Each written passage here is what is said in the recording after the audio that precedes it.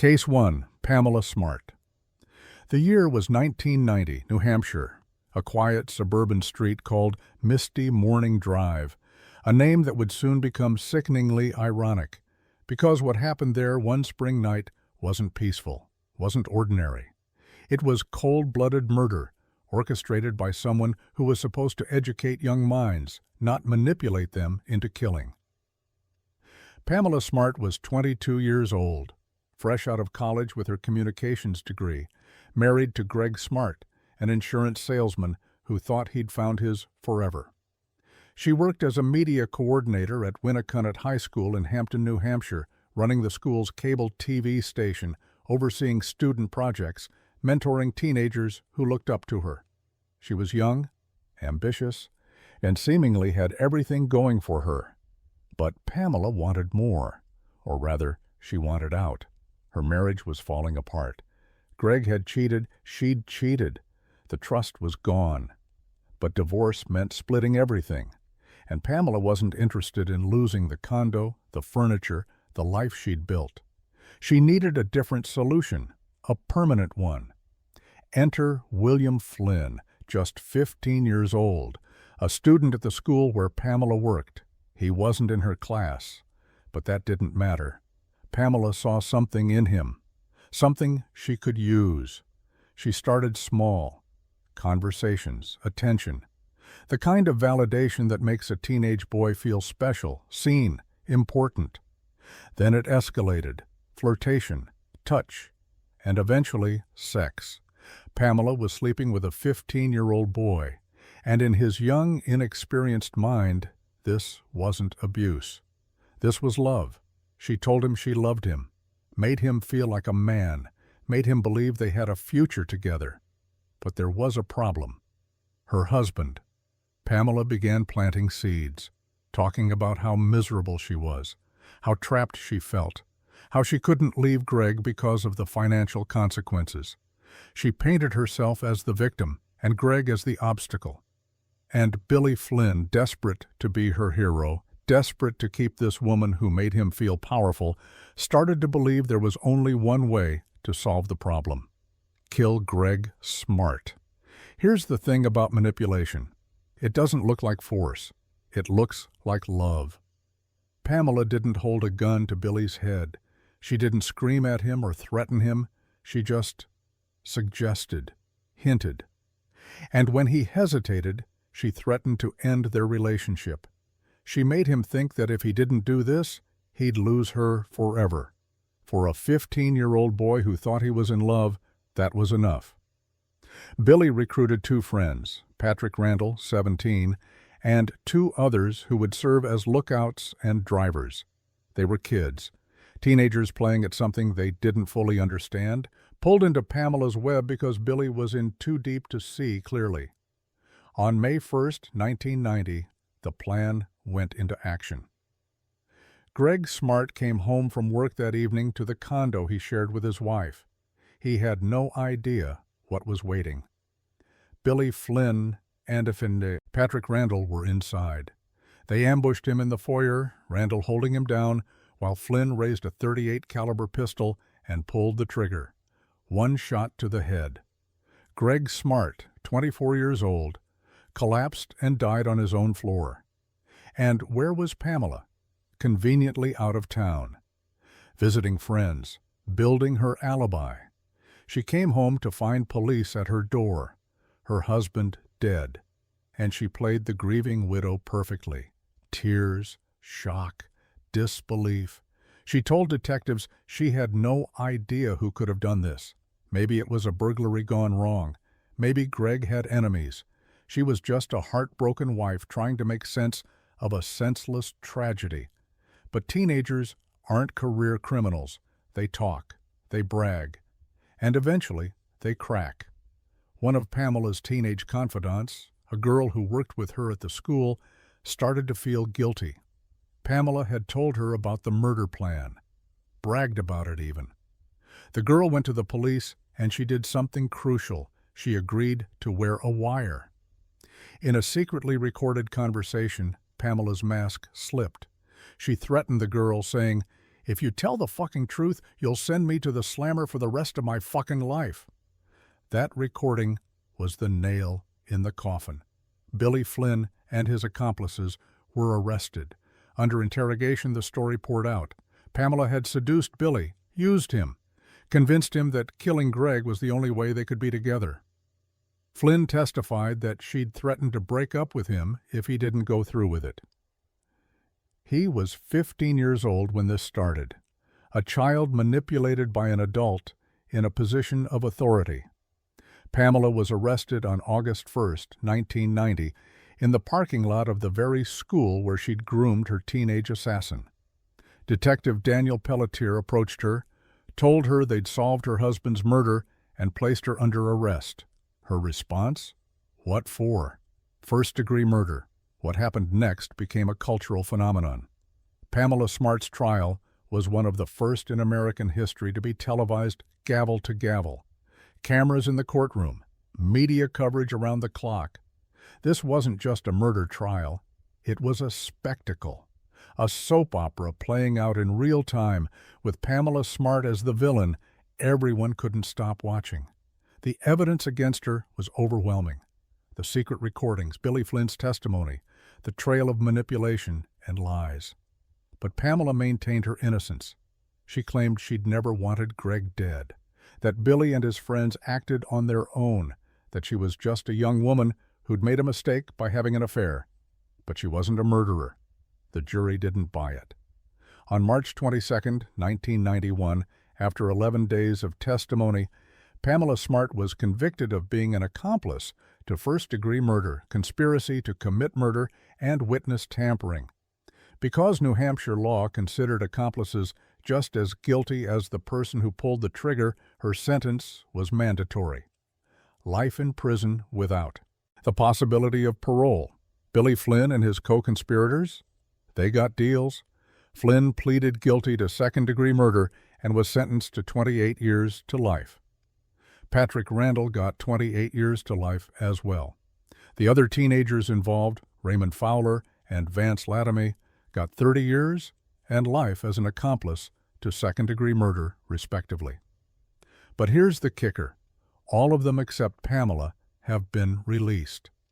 Billy Flynn was paroled in 2015, 25 years after he pulled the trigger. Patrick Randall was paroled the same year. The others paroled years before. Pamela Smart is still behind bars. She's 56 years old now. She's been incarcerated at Bedford Hills Correctional Facility in New York for over 3 decades. She earned 2 master's degrees in prison, became an ordained minister, tutored fellow inmates. By all accounts, she's been a model prisoner, but every request for a sentence reduction has been denied. In 2022, she petitioned New Hampshire's Executive Council for a hearing. They rejected it in less than 3 minutes. She appealed to the state Supreme Court. Dismissed.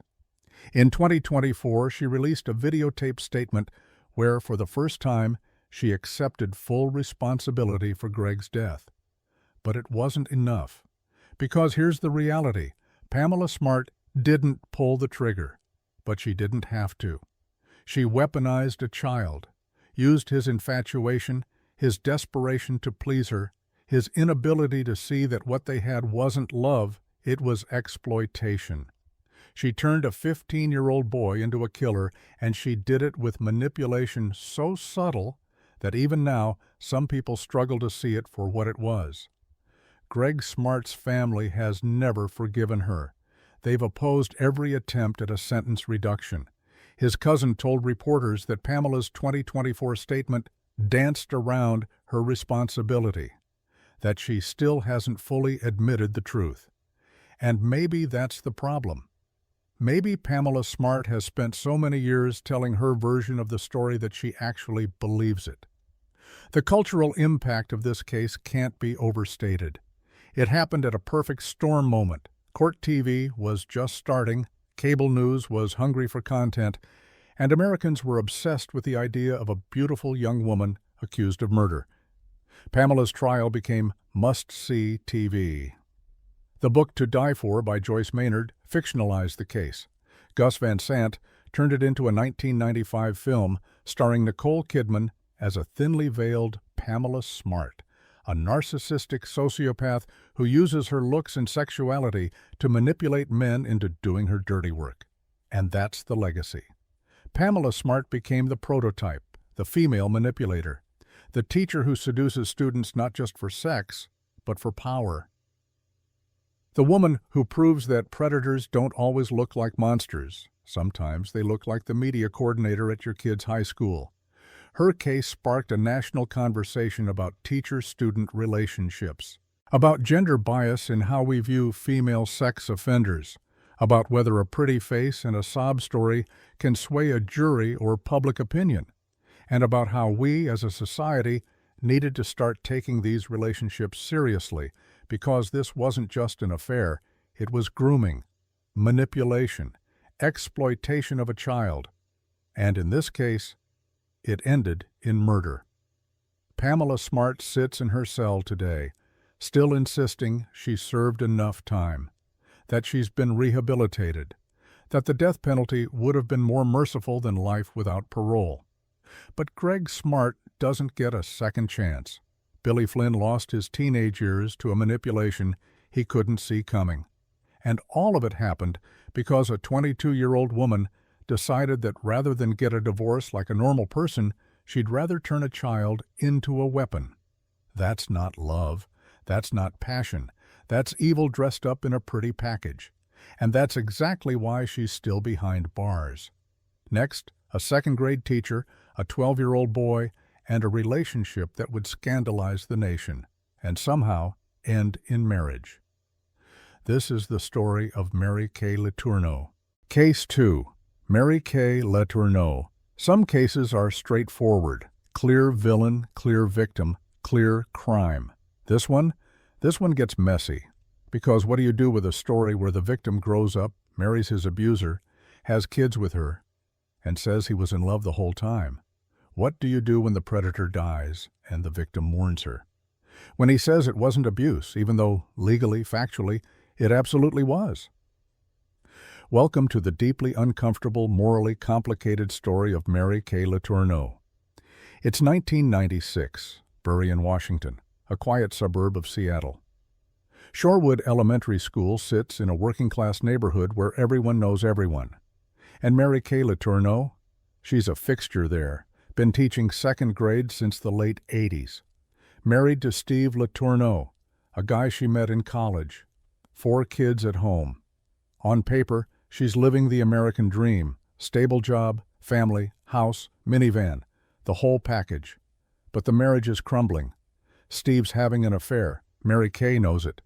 The trust is gone, the intimacy is dead, and she's spiraling, feeling invisible, unwanted, searching for something, anything, to make her feel alive again. And then there's Vili Fualau. Mary Kay first met him when he was in second grade. She was his teacher. She noticed something in him even then. Artistic talent, she'd say later. A spark. She kept track of him over the years, watching him grow up through the elementary school system. And when he landed in her 6th grade class in 1996, something shifted. Vili was 12 years old, still a child by any measure, baby-faced, small for his age, just starting to figure out who he was. And Mary Kay? She was 34, a grown woman, a mother, a teacher, someone who should have known better. But she didn't care, or maybe she did, and she just decided it didn't matter. She started giving him special attention, extra help with his art projects, staying after school with him, giving him rides home. It looked innocent at first, just a dedicated teacher going the extra mile for a talented student. But it wasn't innocent. It was grooming, textbook grooming, building trust, creating dependency, blurring boundaries until the line between appropriate and inappropriate didn't exist anymore. And then, in the summer of 1996, it turned sexual. Vili was 12 years old, 12, still playing video games and watching cartoons, still figuring out puberty. And Mary Kay Letourneau, his 34-year-old teacher, began a sexual relationship with him. They had sex in her car, in her home when her husband was away. in various locations around Seattle. She told him it was love, that they had something special, that age didn't matter when the connection was this strong. But here's the thing. When an adult tells a child that their abuse is love, the child believes it, because children are wired to trust adults, especially adults in positions of authority, especially when those adults make them feel special, chosen, important. Willie didn't think he was being raped. He thought he was in a relationship, a real grown-up relationship with a beautiful older woman who saw him as a man, not a kid. That's what grooming does. It rewires reality. By early 1997, there was a problem. Mary Kay was pregnant. She hid it as long as she could. Baggy clothes, avoiding certain people, making excuses. But in February 1997, the truth started to unravel. Steve Letourneau found love letters, explicit, passionate, undeniable love letters from his wife to a 13-year-old boy. He showed them to a relative, who immediately called Child Protective Services and the police. On March 4, 1997, Mary Kay Letourneau was arrested. She was 7 months pregnant with Willie Fualau's child. The media went insane. This wasn't just any teacher-student sex scandal. This was a pregnant teacher caught with a barely teenage boy. The tabloids couldn't get enough. Cable news couldn't stop talking about it. And America couldn't decide what it was seeing. A predator? A woman in love? A victim of her own mental illness? Mary Kay's defense leaned hard into the mental health angle. Bipolar disorder, they said. She wasn't thinking clearly. She was manic, depressed, not in control of her actions. The pregnancy wasn't predatory. It was the result of a relationship that, yes, was illegal, but was also mutual, real, based on genuine emotion, not manipulation. Prosecutors weren't buying it. This was statutory rape, plain and simple. An adult in a position of power had sexually abused a child in her care. The fact that she called it love didn't change the law. On May 29, 1997, still awaiting trial, Mary Kay gave birth to a baby girl. She named her Audrey, a child born from a crime. In August 1997, Mary Kay pleaded guilty to 2 counts of second-degree child rape. She faced up to 7.5 years in prison. But the judge showed leniency. Suspended most of the sentence, gave her 6 months in county jail, ordered her into a treatment program for sex offenders, and imposed a no-contact order with Willie Fualau. The deal was clear. Complete the program, stay away from the victim, prove you're rehabilitated, and you can rebuild your life. She was released in January 1998 after serving just 80 days. Less than a month later, police found her in a parked car with Willie Fualau at 1:30 in the morning. She'd violated parole, violated the no-contact order. And the worst part? She was pregnant again, with his child. Again. This time, the judge was done with leniency. On February 6, 1998, Mary Kay Letourneau was sent back to prison to serve her full sentence, and on October 16, 1998, while incarcerated, she gave birth to her second daughter with Willie, a girl named Georgia. 2 children, 2 daughters, both the result of an adult woman raping a child. Willie's mother was granted custody of both girls. Willie, by this point, was 15 years old, a father of 2, a high school dropout struggling with depression, suicidal thoughts, and alcoholism. His childhood was over. Not because he chose to grow up, because Mary Kay Letourneau decided it for him. Mary Kay spent the next 6 years in prison. She served time at the Washington Corrections Center for Women, where she tutored other inmates, participated in a prison choir, and rarely missed Mass. She was, by many accounts, a model prisoner. But she was also unpopular. Other inmates saw her for what she was, a child molester. She spent 18 of her first 24 months in solitary confinement, partly for her own protection, partly as punishment for trying to send letters to Vili that were intercepted by prison staff. Here's where it gets even more complicated. In August 2004, after serving 7.5 years, Mary Kay Letourneau was released from prison.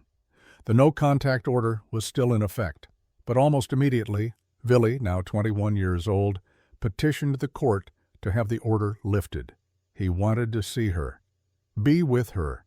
He was an adult now, he argued, and he had the right to make his own choices. The judge agreed. The order was lifted. On May 20th, 2005, less than a year after her release, Mary Kay Letourneau and Vili Fualau got married. She was 43. He was 22. Their 2 daughters, now 8 and 7 years old, served as flower girls. Entertainment Tonight paid for exclusive rights to film the ceremony. The whole thing was a media circus, a spectacle, and America watched, horrified and fascinated in equal measure. Because what were we supposed to do with this? They were married, legal adults. He said he loved her, always had. She said the same. They were raising their daughters together, building a life, acting like any other family. But the foundation of that relationship was a crime. A 34-year-old woman had raped a 12-year-old boy, twice gotten pregnant by him, destroyed his childhood, his education, his mental health. And now they were happy? Were they, though? Over the years, cracks started to show. Vili struggled. He worked odd jobs, DJ gigs, appearances, trying to make money off the notoriety. He battled addiction, depression, the weight of a life that had been stolen from him, even if he couldn't fully articulate it that way. Mary Kay, meanwhile, played the role of devoted wife and mother, gave interviews insisting their love was real, that what happened wasn't abuse. It was destiny. In 2017, they separated. By 2019, they were divorced. Vili filed the paperwork. After 14 years of marriage and over 20 years of being tangled in Mary Kay's orbit, he finally walked away. And then, in July 2020, Mary Kay Letourneau died. Colon cancer. She was 58 years old. And Vili? He was by her side, caring for her in her final months, mourning her when she passed. Because even after everything, the abuse, the manipulation, the stolen childhood, he loved her, or at least he believed he did. That's the most heartbreaking part. That's what grooming does. It doesn't just steal your childhood, it rewires your understanding of love, makes you believe that the person who hurt you is the person who saved you. Vili Fualau spent his entire adult life defending Mary Kay Letourneau because she'd convinced him, starting when he was 12 years old, that what they had was special, real, worth protecting. But it wasn't. It was a crime. The legacy of this case is complicated. On one hand, it exposed the deep double standard in how we view male versus female sex offenders.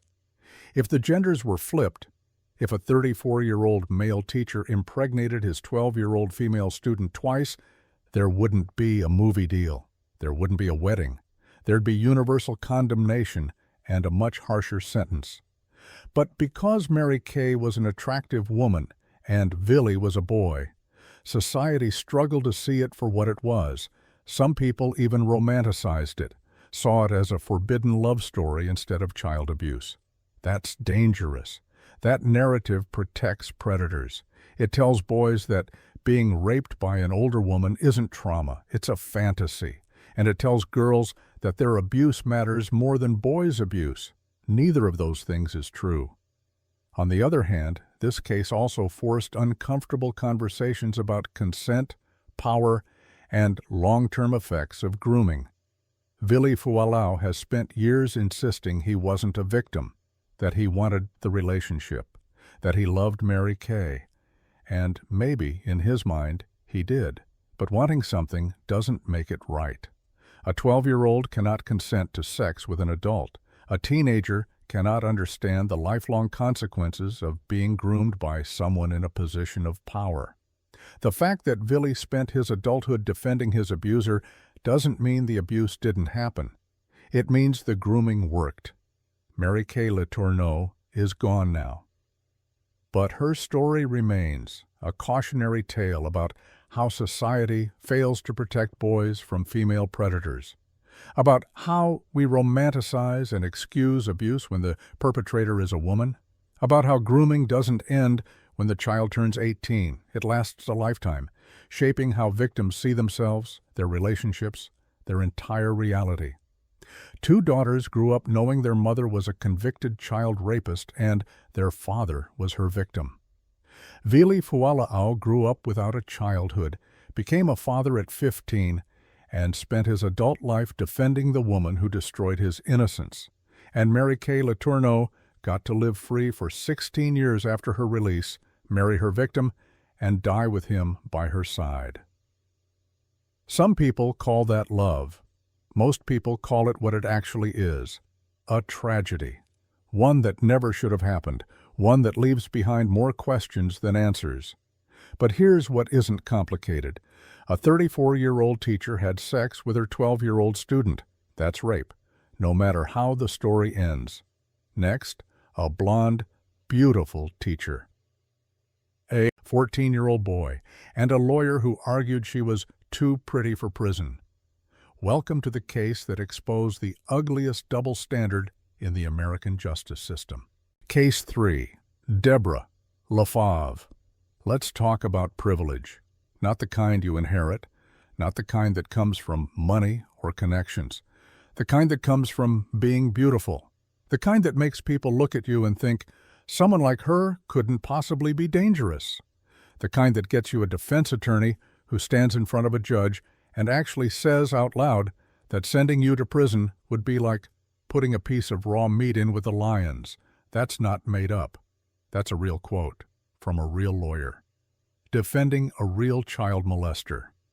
Her name was Deborah LaFave, and her case exposed one of the ugliest truths about the American justice system, that sometimes how you look matters more than what you did. It's 2004, Temple Terrace, Florida, a Tampa suburb where the sun always shines and middle schoolers dream of becoming high school kids. Greco Middle School is like any other. Fluorescent lights, squeaky sneakers, kids passing notes in class. And Deborah LaFave, 23 years old, blonde, blue-eyed, with the kind of looks that stop traffic, is the new English teacher. She's fresh, young, cool in the way teachers rarely are. Students love her because she doesn't feel like an authority figure. She feels like someone they could actually talk to, someone who gets it. And for a 14-year-old boy navigating the hellscape of adolescence, having a teacher like Deborah LaFave notice you, that feels like winning the lottery, except it wasn't a prize, it was a trap. Deborah's life looked picture-perfect on the surface. Married to Owen LaFave, career on track, beautiful home. But underneath, cracks everywhere. Her older sister, Angela, had been killed by a drunk driver 3 years earlier. Deborah was 5 months pregnant at the time. The trauma of losing her sister, combined with whatever else was brewing in her mind, left Deborah spiraling. Therapy, medication, a marriage that was already strained before the grief piled on, but none of that excuses what came next. Summer 2004. A 14-year-old boy, we'll call him MM because that's how court documents refer to him, was one of Deborah's students. He wasn't just any student. He was struggling. Troubled home life. The kind of kid who needed stability, guidance, someone to look up to. And Deborah saw that vulnerability, and instead of helping him the way a teacher should, she exploited it. It started with conversations, an attention, making him feel special. Then it escalated, touching, flirting, crossing boundaries that should have been absolute. And then it turned sexual. Deborah LaFave had sex with this 14-year-old boy, multiple times, in multiple locations. Her home, her classroom, the back seat of her car. She wasn't some naive young woman who didn't understand what she was doing. She was calculated, deliberate. She knew exactly what she was doing, and she didn't care. One of the encounters happened in a vehicle while the boy's 15-year-old cousin sat in the front seat. Let that sink in. Another teenager was right there, aware of what was happening, while Deborah LaFave sexually assaulted a middle schooler in the back of a car. That's not a lapse in judgment. That's not a moment of weakness. That's predatory behavior, bold, shameless, entitled. And she got away with it for a while, because who's going to suspect the beautiful young teacher, the one with the perfect smile and the effortless charm? That's the thing about attractive predators. They hide in plain sight. We don't want to believe someone who looks like Deborah LaFave could be a monster. So we don't look. We don't ask questions. We explain away the red flags until we can't anymore. The boy's mother found out. Maybe she saw a message. Maybe the boy's behavior changed. Maybe the cousin finally said something. Whatever tipped her off, she confronted Deborah. And instead of denying it, Deborah admitted it, confessed to the sexual relationship, probably thought she could talk her way out of it, convinced the mother it wasn't that serious, that the boy wanted it, that it was mutual. But the mother wasn't having it. She went to the police. And Deborah LaFave's perfect life imploded. She was arrested, charged with multiple counts of lewd and lascivious battery, Florida's legal term for an adult having sex with a minor between 12 and 16 years old. Each count carried a potential 15-year sentence. If convicted on all charges and sentenced consecutively, Deborah was looking at 30 years in prison. That's when her defense attorney, John Fitzgibbons, made the move that would define this case forever. He didn't argue innocence. He couldn't. Deborah had admitted to the relationship. He didn't argue mental incompetence. He didn't argue coercion or diminished capacity. He argued something else entirely, something that still makes people's blood boil 2 decades later. He argued that Deborah LaFave was too beautiful to survive prison. In his own words, to place Debbie into a Florida State women's penitentiary, to place an attractive young woman in that kind of hellhole, is like putting a piece of raw meat in with the lions. Read that again. His defense was that because Deborah was pretty, sending her to prison would be cruel and unusual punishment, that her looks made her uniquely vulnerable, that the justice system should show mercy because she was attractive. The implication? Ugly people can go to prison just fine.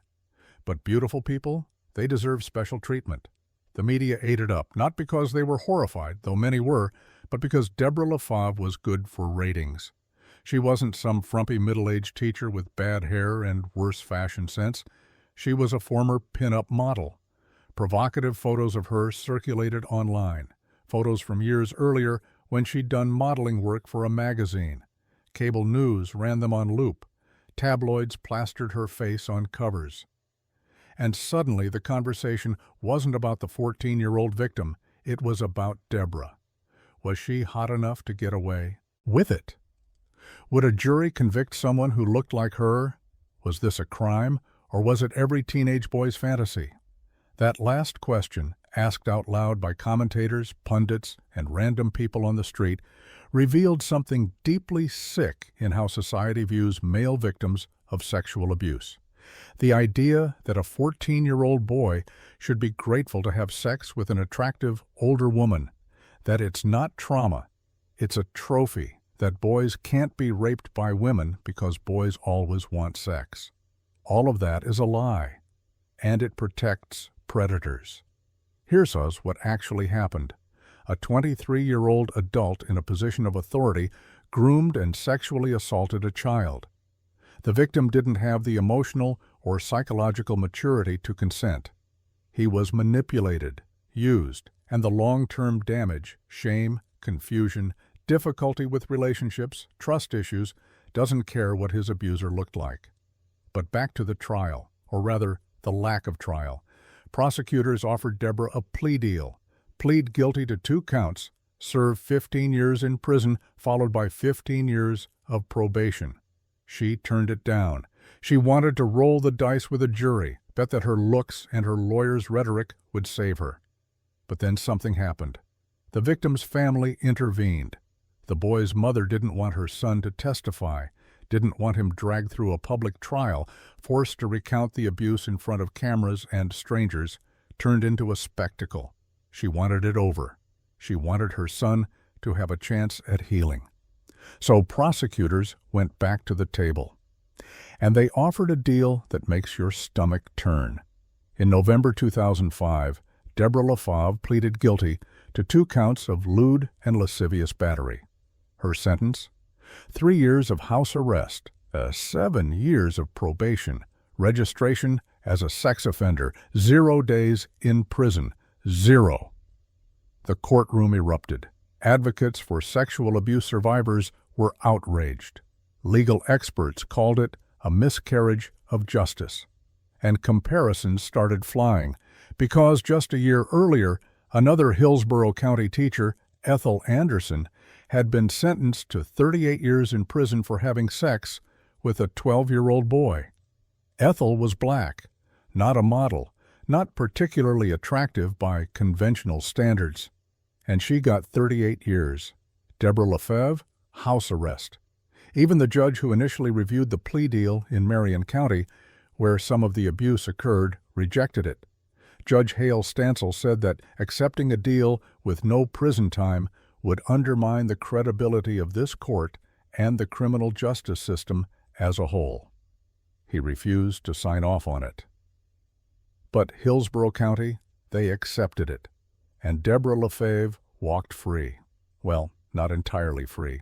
House arrest meant she had to stay home except for work, court-approved activities, and emergencies. She had a 10 p.m. curfew. She couldn't be around minors unsupervised. She had to attend sex offender treatment, register publicly. But she slept in her own bed, saw her family, lived her life, and people were furious. Critics pointed out the obvious. If a male teacher had sex with a 14-year-old girl multiple times, in multiple locations, including in a car with another child present, he'd be under the prison. There'd be no too handsome for jail defense, no plea deal with house arrest, no sympathy for his trauma or his mental health struggles. He'd be called a monster, a predator, a danger to society, and he'd be locked up. But because Deborah was a woman, a beautiful woman, the rules changed, the conversation changed, the outcome changed. That's not justice, that's privilege. So what happened to Deborah after her sentence? She tried to move on, got divorced from Owen LaFave, changed her name back to Deborah Beasley, had twin boys, tried to live quietly, but in 2008 she violated probation, got caught hugging a 17-year-old co-worker at a restaurant where she worked. The girl was under 18. Deborah's probation explicitly forbade contact with minors. The judge could have sent her to prison then, 30 years waiting for her if she screwed up. But he didn't. He ruled the violation wasn't willful or substantial. She got a warning. In 2011, Deborah petitioned to end her probation early. She'd completed her community service, paid her fees, attended treatment. Her lawyer argued she'd been rehabilitated. The victim's family objected. Prosecutors objected. But the judge granted it anyway. After just 6 years, half of her original probation, Deborah Beasley was free. No more reporting. No more supervision. No more restrictions. An appellate court later reinstated her probation, saying the judge abused his power. She was briefly back under supervision. But by 2014, after legal battles went all the way to the Florida Supreme Court, her probation was permanently ended. Deborah Beasley lives in Florida today, free, unrestricted, a registered sex offender, yes, but otherwise just another person living their life. And the victim? We don't know. His identity was protected, his name never released. But we know he was 14 when his teacher groomed and assaulted him. We know his mother fought to keep him out of the spotlight, to give him a chance at a normal life. We know he carries the weight of what happened, whether he shows it or not. The legacy of this case isn't complicated. It's infuriating. It proved that in America, justice isn't blind. It sees gender. It sees beauty. It sees whether a defendant makes the jury uncomfortable or sympathetic. And sometimes it decides that an attractive woman who commits a crime isn't really a criminal. She's just troubled, misguided, deserving of a second chance. Meanwhile, male offenders rot in prison for decades. Female victims are believed and protected. But male victims, they're told they got lucky, that they should be grateful, that what happened to them wasn't abuse, it was a perk. Deborah LaFave's case became a rallying cry for people demanding equality in sentencing, not leniency for everyone, accountability for everyone. The same standards, the same consequences, because a crime is a crime, no matter how pretty the person who committed it. And if you're still not convinced, ask yourself this. If a 23-year-old man had sex with a 14-year-old girl in the back of a car while her cousin sat in the front seat, would anyone argue he was too handsome for prison? No. They'd throw away the key. That's the double standard. That's the problem. And that's why, 2 decades later, Deborah LaFave's name still makes people angry, because justice should never depend on how you look. But sometimes it does. Next, a Utah teacher, 3 teenage boys, and a refusal to stop even after getting arrested. This is the story of Brianne Altus and why some predators can't help themselves. Case 4. Brianne Altus. Most people, when they get arrested for a crime, take it as a wake-up call. A moment to pause, reflect, and maybe, just maybe, stop doing the thing that got them arrested in the first place. But some people can't stop, even when the consequences are staring them in the face, even when they're out on bail, awaiting trial, facing decades in prison. They just keep going. That's the truly disturbing part of Brianne Altus's story. Not just what she did, but the fact that she couldn't stop doing it, even when stopping was the only thing that could save her. It's 2013. Davis High School in Kaysville, Utah, a sprawling suburban campus where football is king, cliques are everything, and teenagers navigate the chaos of growing up. Brianne Altus is the English teacher everyone knows, mid-30s, married, mother of a young child. She's not the cool teacher, she's the accessible one. The one who lets students hang out in her classroom during lunch, the one who makes you feel seen, heard, like you matter. But for some students, that attention crossed a line Brianne knew existed, and crossed anyway.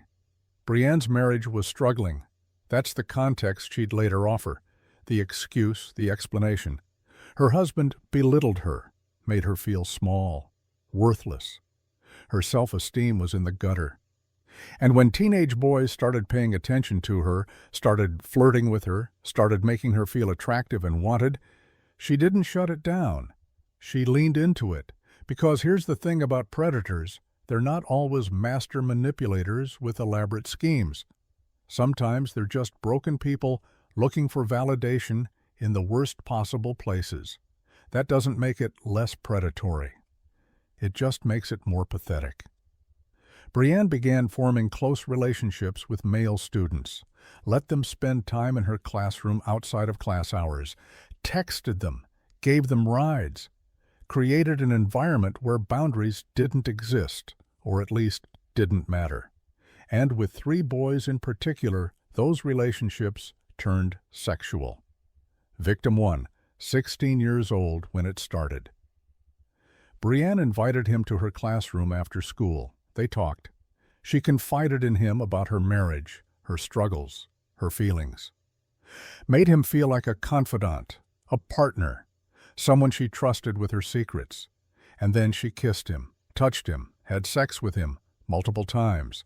He later testified that he considered her his girlfriend, that they were in a relationship, that it felt real. That's grooming, making a child believe they're in an adult relationship, making them feel responsible, complicit, like they chose this.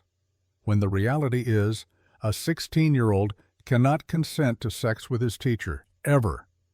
The power imbalance alone makes it impossible. Victim 2, 17 years old, same pattern, friendship, attention, validation, then sex. Brianne told him he was special, that she understood him in ways others didn't, that what they had was different, rare. worth protecting. Victim 3, also 17. By now, Brianne was juggling multiple relationships with her students, keeping track of who knew what, who she'd been with, when, maintaining the lies. Because that's what it was. Not romance, not connection, but lies. Manipulation wrapped in affection. And here's the kicker. Brianne's behavior wasn't exactly subtle. Students talked. Rumors spread through Davis High like wildfire. Teachers noticed boys hanging around her classroom more than usual. But nobody did anything. Maybe they didn't believe it. Maybe they didn't want to believe it. Maybe they thought teenage boys and an attractive teacher was just fantasy, not felony, until someone finally reported it. In October 2013, Brianne Altus was arrested, charged with multiple counts of sexual abuse involving 3 male students. The news hit Davis High like a bomb. Parents were outraged. Students were shocked, or at least some of them were. Others had suspected, known even, but suspicion and proof are different things. Brianne was released on bail while awaiting trial. The terms were clear. Stay away from minors. Don't contact your victims. Don't do anything stupid. Wait for your day in court and pray for leniency. But Brianne couldn't help herself. In January 2015, more than a year after her initial arrest, while out on bail, knowing she was being watched, knowing her freedom was hanging by a thread, Brianne Altus continued her sexual relationship with one of her victims. Let that sink in. She was arrested for having sex with students, released on bail, and decided to keep having sex with one of them, the same crime, the same victim, while waiting to be tried for the first round of crimes. That's not a lapse in judgment. That's not a mistake. That's addiction, compulsion. A complete inability or unwillingness to stop even when the consequences are catastrophic. When prosecutors found out, they moved immediately. Brianne was arrested again. This time, bail was revoked. She was sent to jail to await trial. And any sympathy she might have garnered, any argument her lawyers could make about her being a troubled woman who made a mistake, evaporated. Because you can't claim you're rehabilitated when you're actively committing the same crime you're being charged for. In April 2015, Brianne Altus pleaded guilty to 3 counts of forcible sexual abuse. Her lawyer tried to paint her as a victim of circumstance. She was belittled at home. Struggling with self-esteem, the boys flirted with her daily. She was vulnerable, human. She messed up during a difficult time in her life. But the prosecution wasn't buying it. Deputy Davis County Attorney Christina Ortega laid it out plainly. Brianne Altus was an adult, a teacher, someone in a position of power and authority. She didn't stumble into these relationships. She cultivated them. She befriended the boys, gained their trust, and exploited them. And when she got caught, she didn't stop. She kept going. Because she wanted to. Because she didn't care about the damage she was causing. At her sentencing hearing in July 2015, Brianne stood before Judge Thomas Kay, tears streaming down her face. She apologized to her victims, said she was human, that she'd messed up, that she'd been vulnerable and made terrible choices. She asked for mercy, for compassion, for a chance to continue building her life with her loved ones. Judge Kay wasn't having it. He told her flat out, "You were the adult. You were the teacher. You were the one who could have stopped this from happening." He noted that one of the victim's mothers had attended the trial and said she saw no remorse in Brianne, only disbelief at what was happening to her, not sorrow for what she'd done, but shock that she was being held accountable. And then Judge Kay sentenced her to 2 to 30 years in prison. 3 separate sentences, 1 to 15 years each, with 2 running consecutively and 1 concurrently. The message was clear. This wasn't just a mistake. This was a pattern, and it needed to end. Brianne's reaction? Shock, tears. The look of someone who genuinely didn't think it would come to this, who thought her tears, her apologies, her explanations would be enough, that somehow she'd walk out of that courtroom with probation or a slap on the wrist. But she didn't. She went to prison. And for the first time since this all started, she couldn't contact her victims, couldn't manipulate, couldn't control the narrative. Now, here's where it gets complicated again. Brianne served 56 months, just under 5 years. In April 2019, she went before the Utah Board of Pardons and Parole seeking early release. She'd completed a sex offender treatment program in prison, worked in a business tech program, attended therapy, and in her parole hearing, she said something that actually sounded genuine. She'd learned self-confidence, self-love. That the relationship she had with herself in 2015 was toxic, negative, isolated, that she'd placed herself in risky situations because she needed external validation to feel worthy. She told the parole board that the first time students gave her compliments in the classroom, she should have gone to administrators, should have recognized she was having emotional regulation problems, should have asked for help. The board granted her parole. On September 10, 2019, after serving less than 5 years of a potential 30-year sentence, Brianne Altus was released. And that's where the debate starts. Again. On one hand, she served time, completed treatment, seemed to understand, at least intellectually, what she'd done wrong.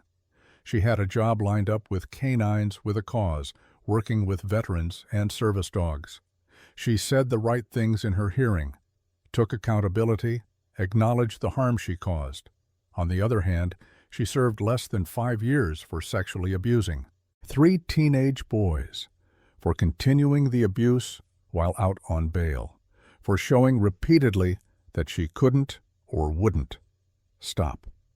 And now she's free, living her life, no longer on parole as of early 2020s. Compare that to male offenders. Compare that to teachers who are men, caught in the same situations, who get decades. Compare it to the boys she abused who have to live with the knowledge that their teacher, someone they trusted, someone they thought cared about them, used them for her own validation. Who have to process that trauma, that betrayal, while she gets to move on. That's the legacy of Brianne Altus's case, not just what she did, but what the system let her get away with. Because, make no mistake, if a male teacher had sex with 3 female students, continued the relationship while out on bail, and showed such blatant disregard for the law, he wouldn't be out in 5 years. He'd be serving the full 30, probably more. But Brianne was a woman, an attractive woman, a woman who cried convincingly and talked about her low self-esteem and framed herself as a victim of her own brokenness. And the system, again, showed leniency it wouldn't show a man. The 3 victims in this case have never been publicly identified. We don't know where they are now, how they've coped, whether they see what happened as abuse or something else. But we know they were 16 and 17 years old, still developing, still figuring out who they were. And their teacher, someone who should have protected them, decided they existed to make her feel better about herself. That's not love. That's not connection. That's exploitation. And the fact that Brianne couldn't stop, even when stopping was the only rational choice, tells you everything you need to know. This wasn't about the boys. It was never about the boys.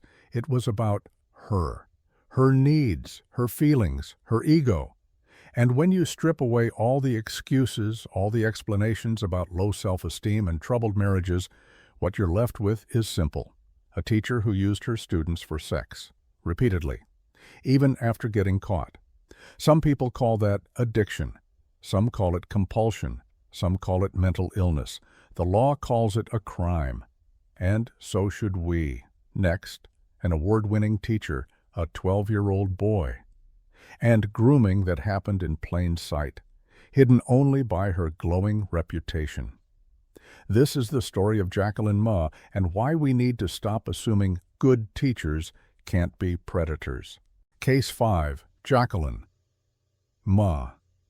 There is a particular kind of evil that hides behind excellence, the kind that wins awards, earns praise, gets invited to give speeches about dedication and passion, the kind that makes parents feel lucky their child ended up in that classroom. because surely, someone who's been named Teacher of the Year couldn't be dangerous, couldn't be a predator, couldn't be spending their evenings grooming children for sexual abuse.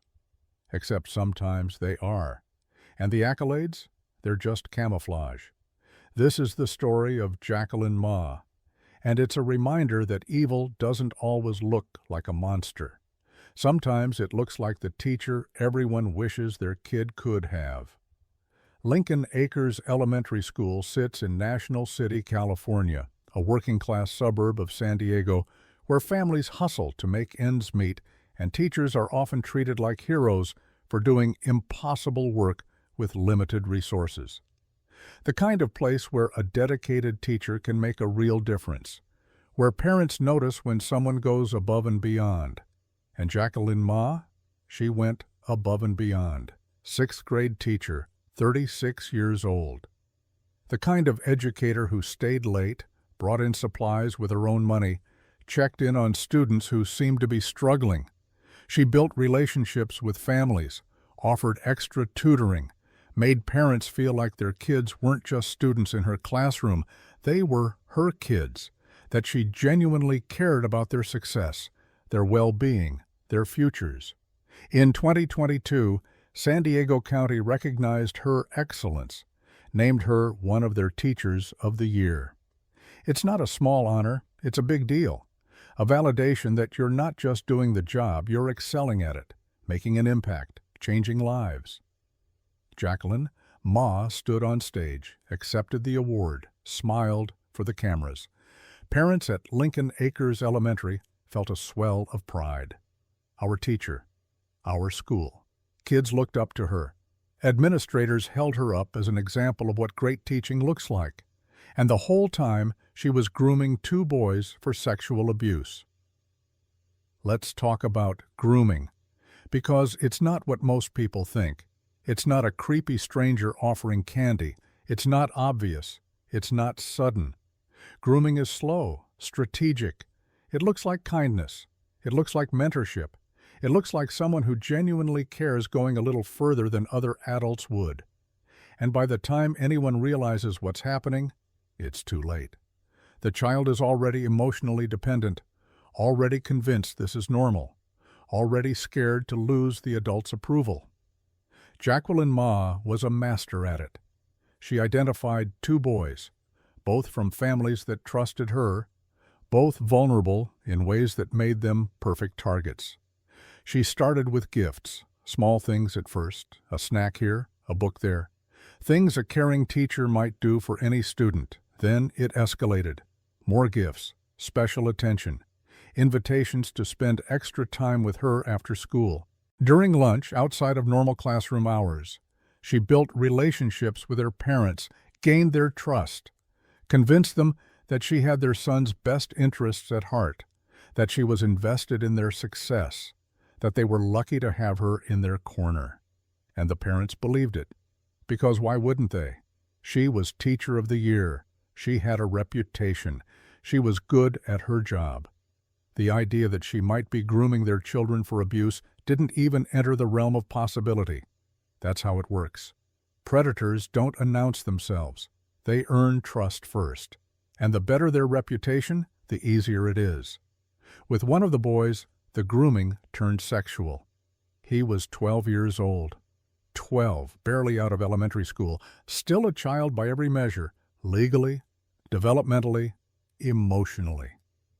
And Jacqueline Ma, a 36-year-old woman, entrusted with his education and safety, began a sexual relationship with him. She didn't just abuse him, she documented it, produced child sexual abuse material, images and videos of the acts she was committing, material that under federal law is considered among the most serious crimes you can commit against a child because it creates a permanent record of their victimization. Evidence that can be distributed, viewed, and re-traumatize them forever. And she did this while maintaining her reputation, while accepting awards, while parents praised her at school board meetings, and administrators pointed to her classroom as a model of what education should look like. Because that's the thing about people like Jacqueline Ma, they're not sloppy. They compartmentalize. The version of herself that stood in front of the classroom teaching grammar and encouraging students to reach for their dreams. That version was real. But so was the version that went home and sexually abused a 12-year-old boy. Both existed. Both were true. And the public-facing version provided perfect cover for the private one. The grooming, according to the judge who later sentenced her, happened in plain sight. Think about that. It wasn't hidden in shadows. It wasn't secret meetings in dark alleys. It was right there, in the classroom, in front of other teachers, in front of parents. The attention, the gifts, the boundary violations that should have raised red flags. But nobody saw it. Or if they did, they explained it away. She's just a really caring teacher. She goes above and beyond. That's why she's Teacher of the Year. That's the insidious power of reputation.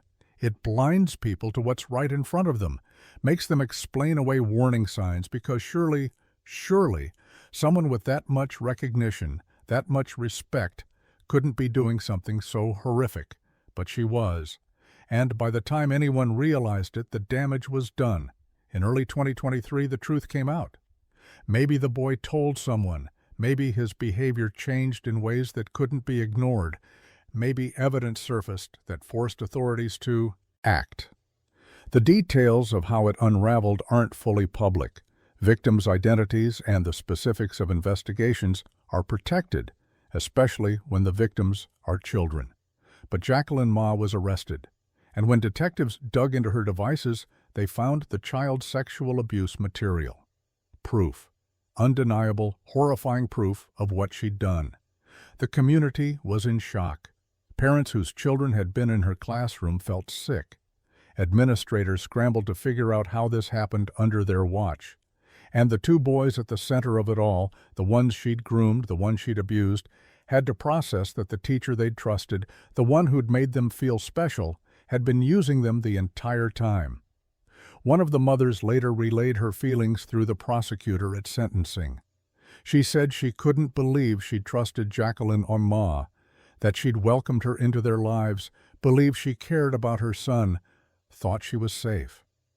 And instead, Jacqueline had stolen her son's innocence, violated him, destroyed the trust that's supposed to exist between teachers and families. She cannot believe she trusted her, and she is otherwise speechless, the prosecutor read in court. That's the betrayal victims' families feel.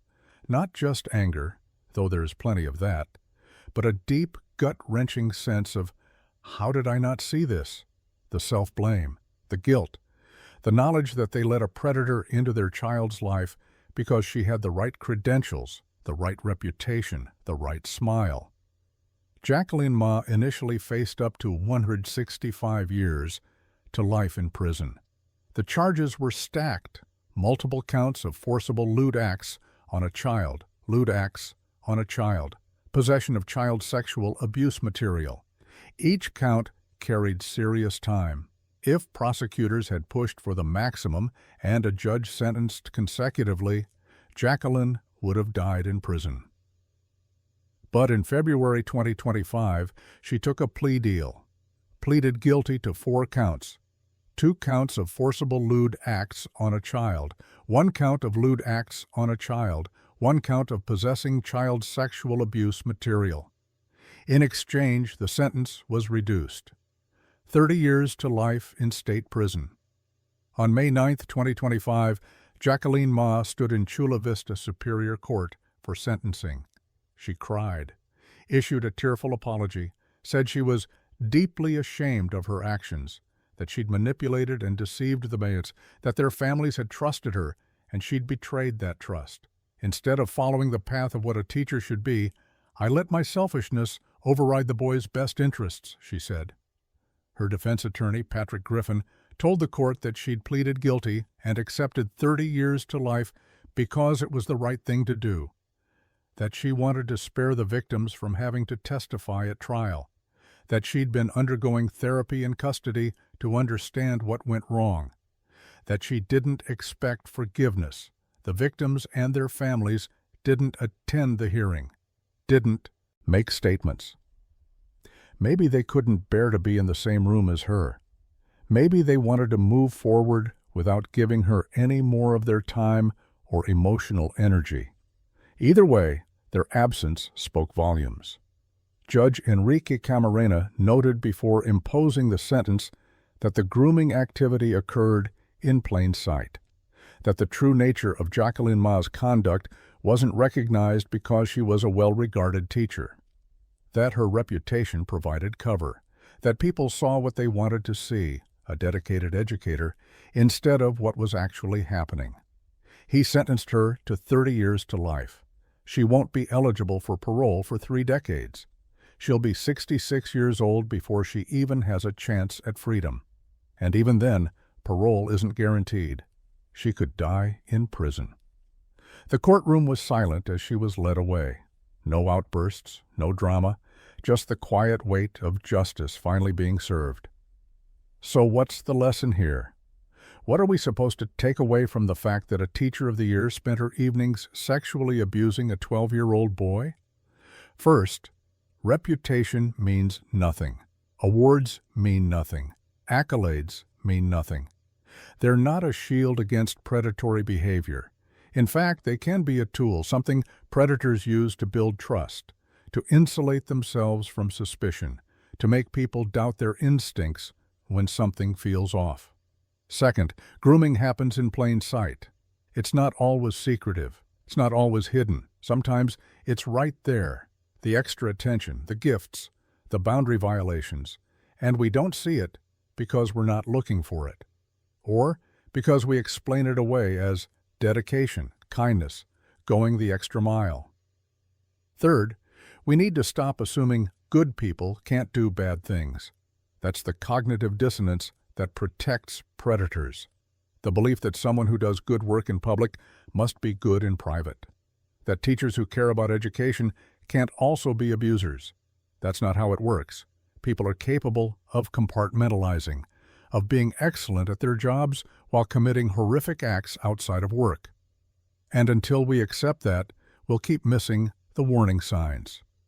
Fourth, 12 years old is a baby, not a teenager navigating complex emotions, not someone on the edge of adulthood, a child, still watching cartoons, still playing with toys, still figuring out who they are. When someone abuses a 12-year-old, there's no gray area, no ambiguity, no room for excuses about complicated relationships or mutual feelings. It's rape. Pure and simple. Jacqueline Ma is in prison now, California State Prison. She'll be there for at least 30 years, maybe longer, maybe forever. The boys she groomed? They're trying to heal, processing trauma that will follow them for the rest of their lives. Trust issues, relationship difficulties. The knowledge that an adult they looked up to, who they thought cared about them, was using them the entire time. And Lincoln Acres Elementary?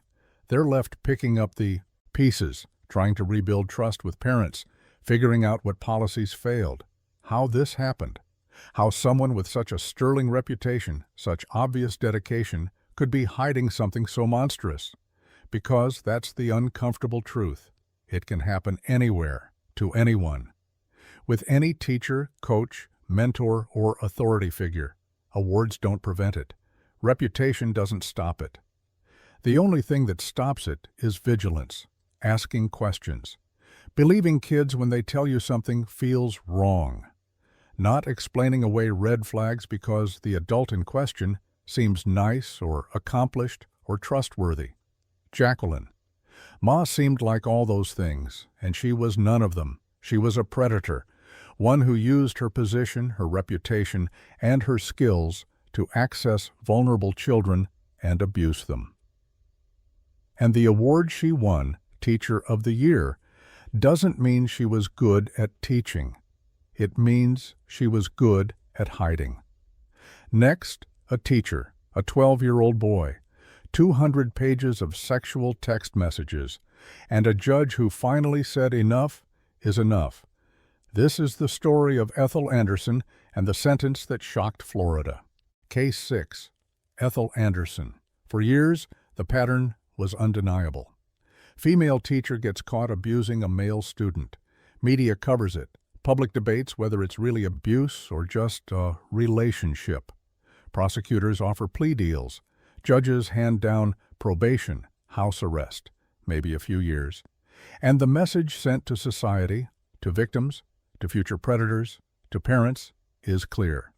When the abuser is a woman, the rules are different. Until they weren't. This is the story of Ethel Anderson, and the judge who decided that gender shouldn't matter when the crime is child abuse. Riverview, Florida, 2011.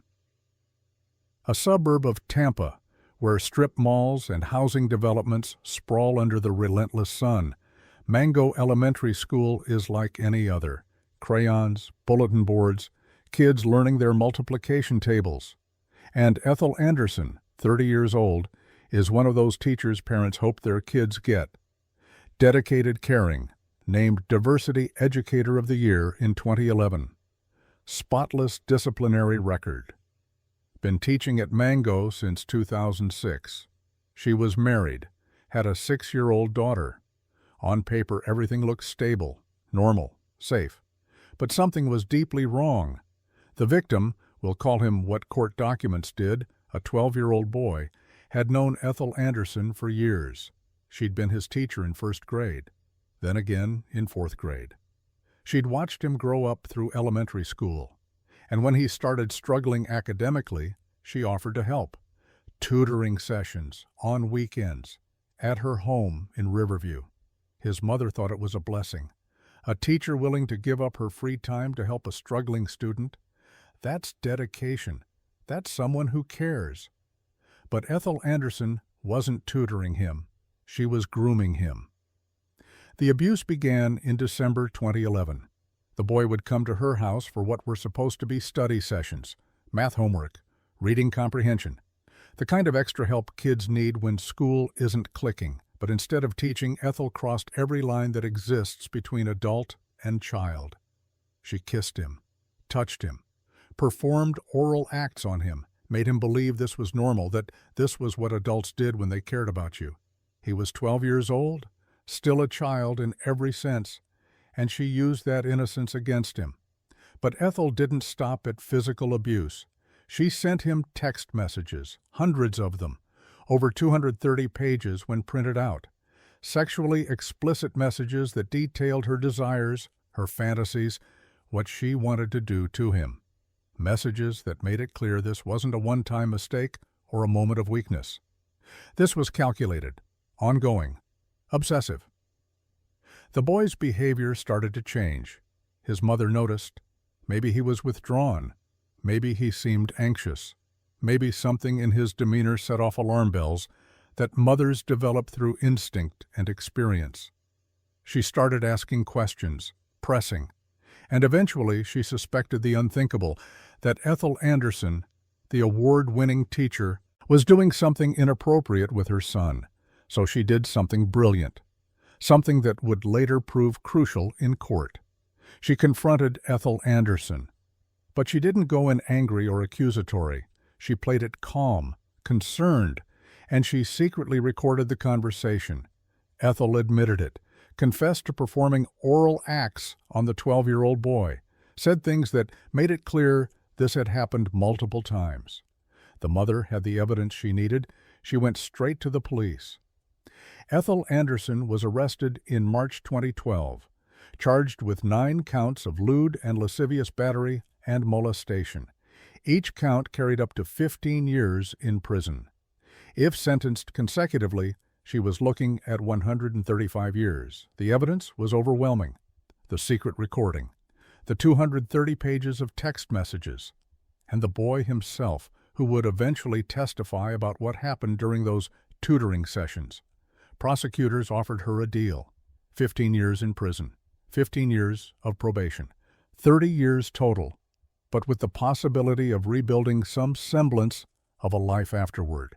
It was still a serious sentence, far more than most female teachers received in similar cases. Ethel turned it down. Why? Maybe her lawyer convinced her they could win at trial. Maybe she believed a jury would see her as a troubled woman who made a mistake, not a predator. Maybe she thought her teaching awards and clean record would save her. Or maybe she actually believed her own defense that the texts were fantasy, that she only confessed to the mother under pressure, that nothing really happened. Whatever the reason, she rolled the dice, and in September 2013, after a 3-day trial, a jury found her guilty on all 9 counts. The trial revealed the depth of her manipulation. The boy testified.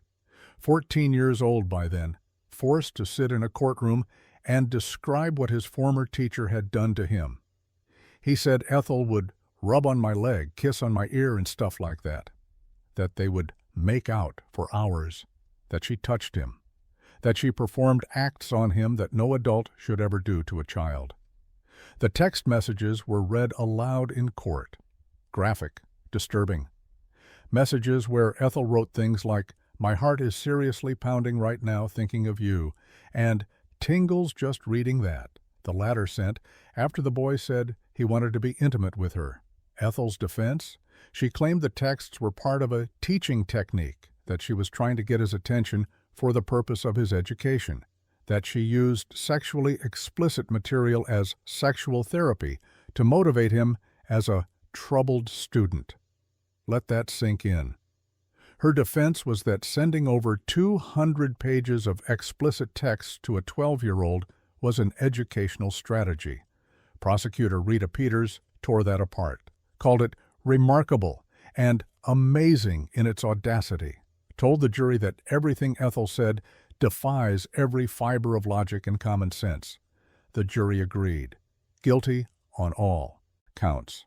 December 9th, 2013, sentencing day. Ethel Anderson stood before Circuit Judge Chet Tharp, crying, begging for mercy. She said, "I'm a mother, I'm not a monster. There must be something in me that shows I'm worthy of mercy." Her father spoke on her behalf, talked about his 6-year-old granddaughter who asked about her mom every day, begged the judge to think about the child who would grow up without her mother. A psychologist testified that Ethel had been treated for bipolar disorder before her arrest, that she wasn't thinking clearly, that mental illness played a role. But Judge Tharp had heard enough. He'd seen the evidence, read the texts, heard the victim's testimony, and he'd also seen the pattern in Hillsborough County, a disturbing trend where female teachers who abused male students received slaps on the wrist while male offenders got decades. He wasn't going to let that continue. Judge Tharp called Ethel Anderson a parent's worst nightmare. He said, "You were the adult. You were the teacher. You were the one who could have stopped this from happening."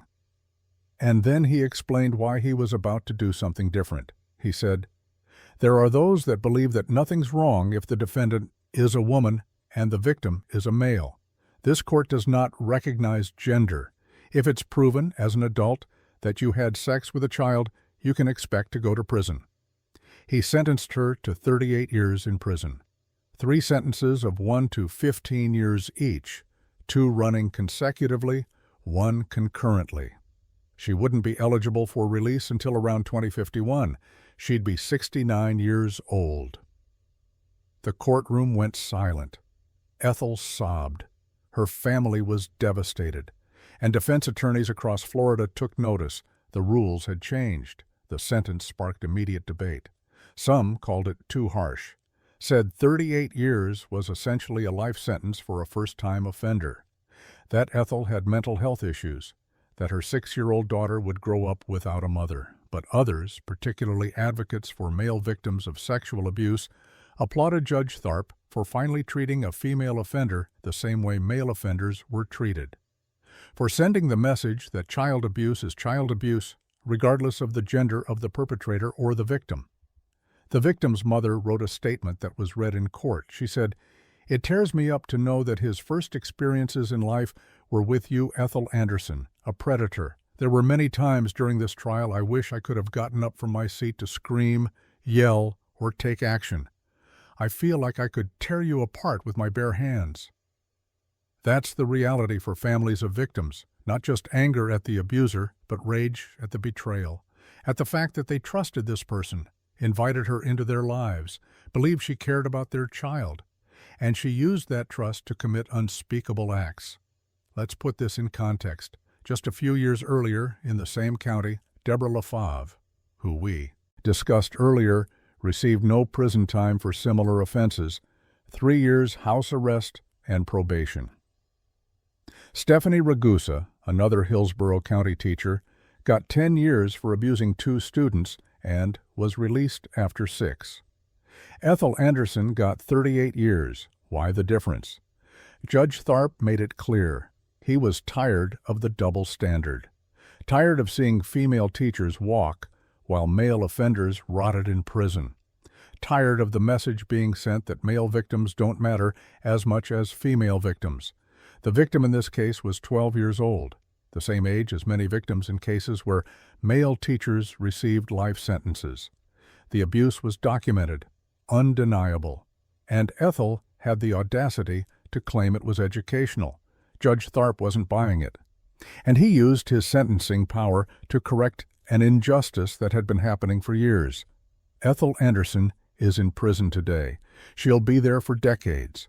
Her daughter is now in her late teens, growing up without her mother, and Ethel has tried to appeal, arguing that her attorney gave her bad advice by not explaining that she faced a mandatory minimum of 38 years if convicted. That if she'd known, she would have taken the 15-year plea deal. But those appeals have gone nowhere. The sentence stands. And honestly, that's justice. Not because 38 years is the perfect sentence. Sentencing is always complicated, always involves weighing multiple factors. But because for once, a female teacher who abused a male student faced the same consequences a male teacher would have faced for abusing a female student. That's equality. Real equality. Not the kind that benefits women when it's convenient, but the kind that says the law applies to everyone, regardless of gender. The legacy of Ethel Anderson's case is important. It's a marker, a line in the sand that says the era of leniency for female sex offenders is over, at least in some courtrooms, at least with some judges. It's a reminder that teaching awards mean nothing when you're using your position to abuse children, that mental health struggles don't excuse predatory behavior, that being a mother doesn't give you a pass when you destroy another mother's child, and most importantly, it's validation for male victims, a message that their trauma matters, that what happened to them was real abuse, not a fantasy or a perk or something they should be grateful for, that the adult who hurt them deserves to be punished just as severely as any other predator. The 12-year-old boy in this case is in his mid-20s now. We don't know how he's doing, whether he's healed, whether he's been able to build healthy relationships, whether he still carries the weight of what Ethel Anderson did to him. But we know he got something many male victims don't: justice. Real, meaningful justice. Not probation, not house arrest, not a slap on the wrist and a boys will be boys dismissal of his trauma. 38 years in prison. A recognition that what happened to him was a crime, a serious crime, one that deserved serious consequences, and maybe, just maybe, that helps, even a little. Next, a teacher, 5 victims, a baby born from rape, and a threat that if he ended the relationship, she'd kill herself. This is the story of Alyssa McCommon, and the case so disturbing, even hardened prosecutors struggled to speak about it. Case 7, Alyssa McCommon. There are crimes that shock you, and then there are crimes that break something fundamental in how you understand the world. Crimes so disturbing that even seasoned prosecutors struggle to maintain composure when presenting the evidence.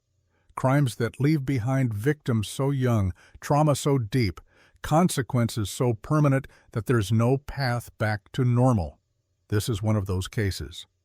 Alyssa McCommon was a 4th-grade teacher, a mother of 2, and over the course of 2 years, she systematically abused at least 5 boys, some as young as 12. One of those boys became the father of her child. He was in 6th grade when it happened. Let that reality settle in before we go any further. Covington, Tennessee, 2021. Charger Academy is a small school in Tipton County where everybody knows everybody. Teachers are pillars of the community. Parents trust them with their most precious responsibility, their children's safety and education. Alyssa McCommon, 38 years old, taught 4th grade. She was married, had 2 kids of her own. She looked like any other suburban mom. PTA meetings, school events, carpools. The kind of person you'd wave to in the grocery store parking lot. But behind that normalcy was something deeply predatory. Alyssa's method was sophisticated. She didn't just target vulnerable students. She targeted their families. She befriended the mothers, became close with them, gained their complete trust, positioned herself as someone who genuinely cared about their son's well-being and success. And once that trust was established, she had unrestricted access. She'd invite boys over to her house, offer to tutor them, play video games with them, follow them on social media, call them, text them, Snapchat them. She inserted herself into their lives so thoroughly that the boundaries between teacher and family friend disappeared entirely. And then she crossed the final boundary. The primary victim was 12 years old when Alyssa McCommon began sexually abusing him. 12. Still in elementary school, still a child in every conceivable way. She called him over 200 times, sent him explicit photographs on Snapchat, images that would disappear, that couldn't be saved as evidence, that created plausible deniability. She groomed him methodically, making him feel special, chosen, like what they had was real. And when he tried to pull away, when some part of him understood this was wrong and tried to end it, she threatened to kill herself. Let that sink in. A 38-year-old woman told a 12-year-old boy that if he didn't continue their sexual relationship, she would take her own life. She put the weight of her survival on a child's shoulders, made him feel responsible for her well-being, trapped him in a situation where saying no felt like murder. That's not love. That's psychological torture. The abuse continued. And then the unthinkable happened. Alyssa McCommon became pregnant. DNA testing would later confirm what everyone suspected. The father was the 12-year-old boy she'd been abusing, a 6th grader, a child who should have been worried about math homework and recess. Instead, he became a father because his teacher raped him. An investigation was opened in 2021, but it moved slowly. These cases always do, gathering evidence, interviewing witnesses, building an airtight case takes time. But by 2023, the walls were closing in. In August 2023, one of the mothers reported inappropriate text messages between Alyssa and her son. The school suspended Alyssa without pay on August 24th. 2 weeks later, on September 8th, 2023, she was arrested at her home.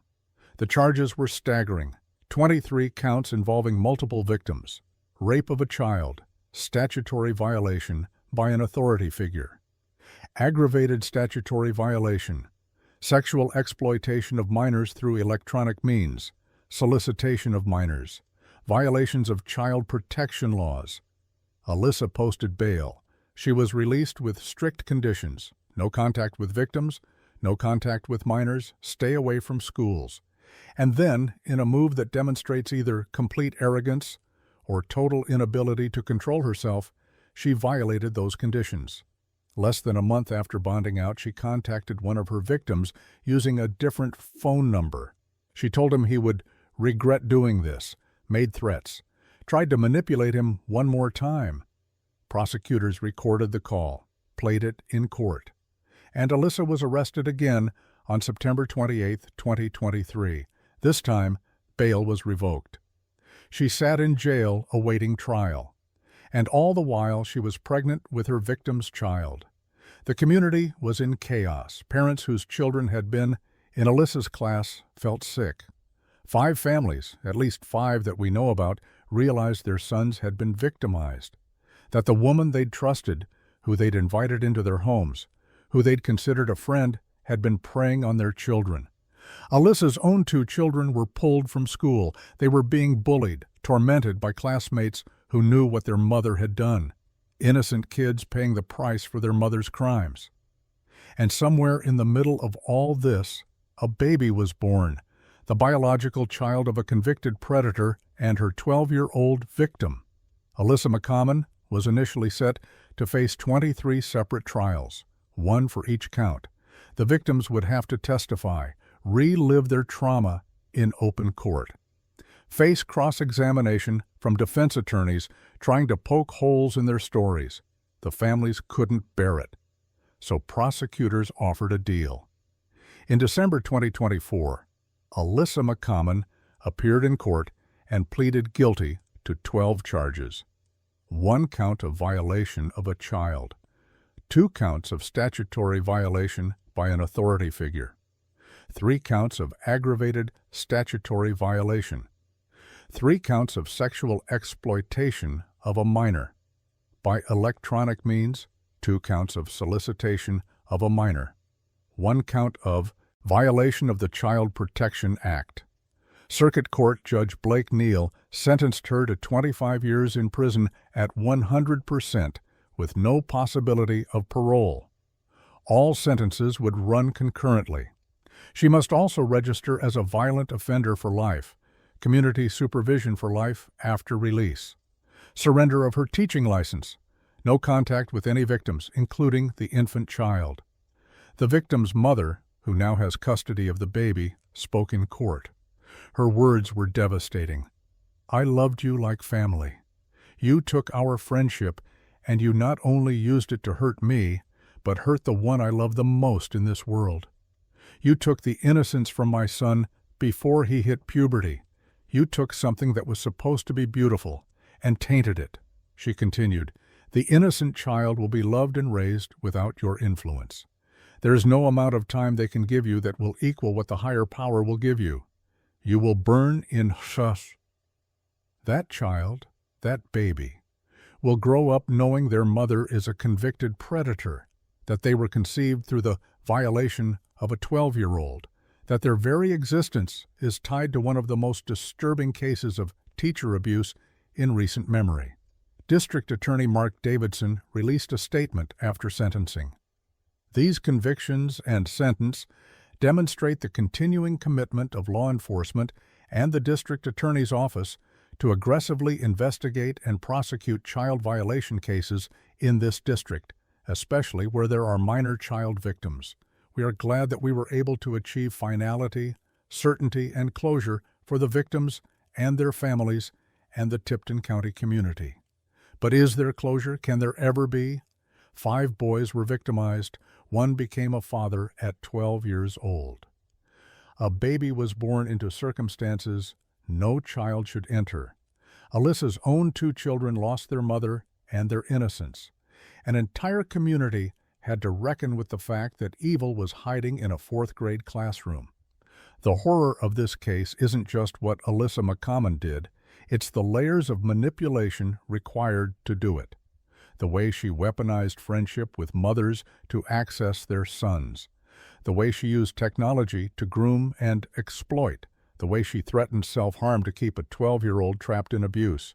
The way she violated bail conditions because she couldn't, or wouldn't, stop. And the pregnancy, the baby, the permanent living consequence of her crimes.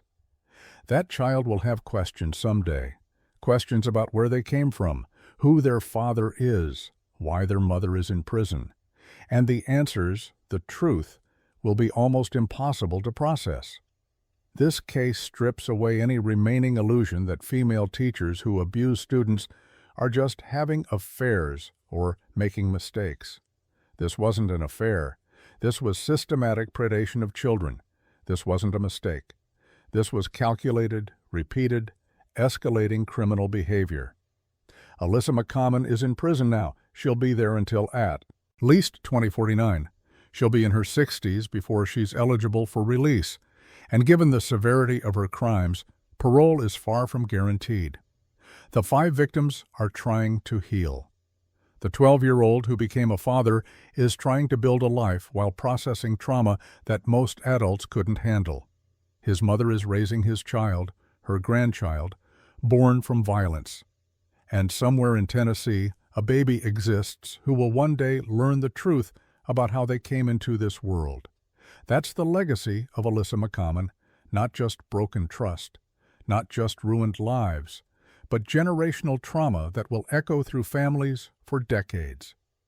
Next, a male teacher, a Bronx charter school, 5 victims, and justice that took nearly 20 years to arrive.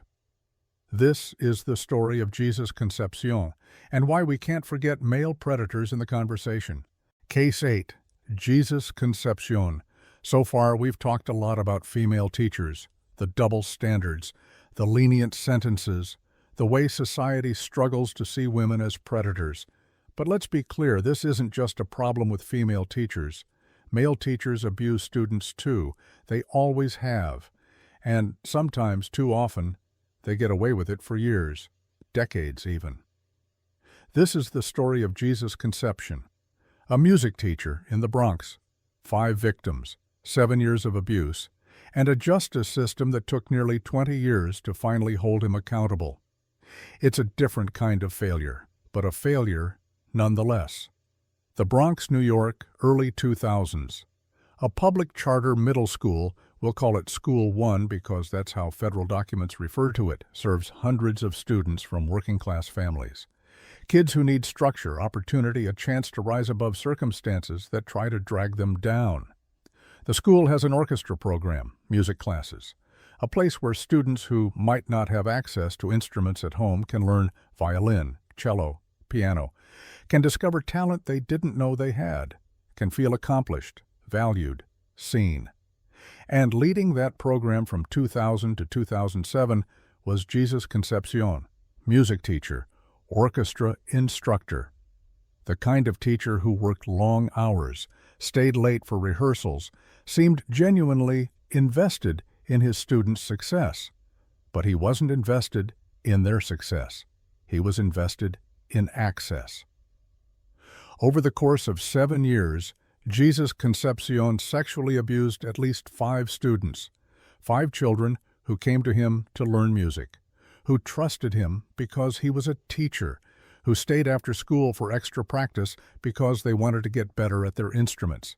And he used that trust, that dedication, that vulnerability to abuse them. The details of exactly what happened aren't fully public. Victims' identities are protected. Specific acts are shielded from media coverage to preserve whatever privacy victims have left. But federal court documents make it clear. Concepcion abused his position as a teacher to induce and attempt to induce 5 minor victims into sexual activity. Induce, that's the legal term. It means he didn't just assault them. He groomed them, manipulated them, created situations where they felt they had to comply, made them believe this was normal, expected, part of the relationship between a dedicated teacher and a committed student. That's how predators operate in schools. They don't drag kids into dark closets and assault them by force, not usually anyway. They build relationships, earn trust, blur boundaries so gradually that by the time anything sexual happens, the victim is already emotionally invested, already confused, already unsure if what's happening is wrong or if they're overreacting. And in a school setting, where the power dynamic between teacher and student is absolute, that manipulation is devastatingly effective.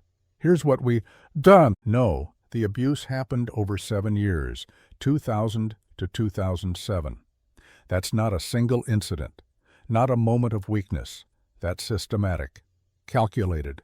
A pattern of behavior that suggests Concepcion was selecting victims, grooming them, and moving on to the next one when the circumstances changed. 7 years, multiple victims, and nobody stopped him. Why? How does a teacher abuse students for 7 years without getting caught? Without someone noticing? Without a victim coming forward? Sometimes victims don't come forward because they're scared, ashamed, confused about whether what happened was abuse or something else. Sometimes they tell someone, a parent, another teacher, a counselor, and they're not believed. Sometimes they stay silent because the abuser has convinced them that telling will destroy their own lives, their families, their futures. And sometimes, even when people suspect something, they don't act. They don't want to believe a well-liked teacher could be a predator. They explain away red flags. They assume the best. They avoid asking hard questions because the answers might be devastating. Whatever the reason, Jesus Concepcion abused students for 7 years. And then, in 2007, he stopped working at the school. Whether he was fired, left voluntarily, or moved on for other reasons isn't clear from public records. But his time at School 1 ended. And for nearly 2 decades, he lived his life, free, unpunished, while his victims carried the weight of what he'd done. It's unclear exactly what triggered the investigation that finally brought Concepcion to justice. Maybe a victim finally felt safe enough to come forward. Maybe multiple victims connected and realized they weren't alone. Maybe cold case investigators revisited old reports that had been filed and forgotten. But eventually, finally, the FBI and the New York City Police Department's Child Exploitation and Human Trafficking Task Force built a case. In 2024, Jesus Concepcion was arrested. He was 51 years old. Living in Simpsonville, South Carolina. Nearly 2 decades had passed since the abuse occurred. Some of his victims were now in their 30s.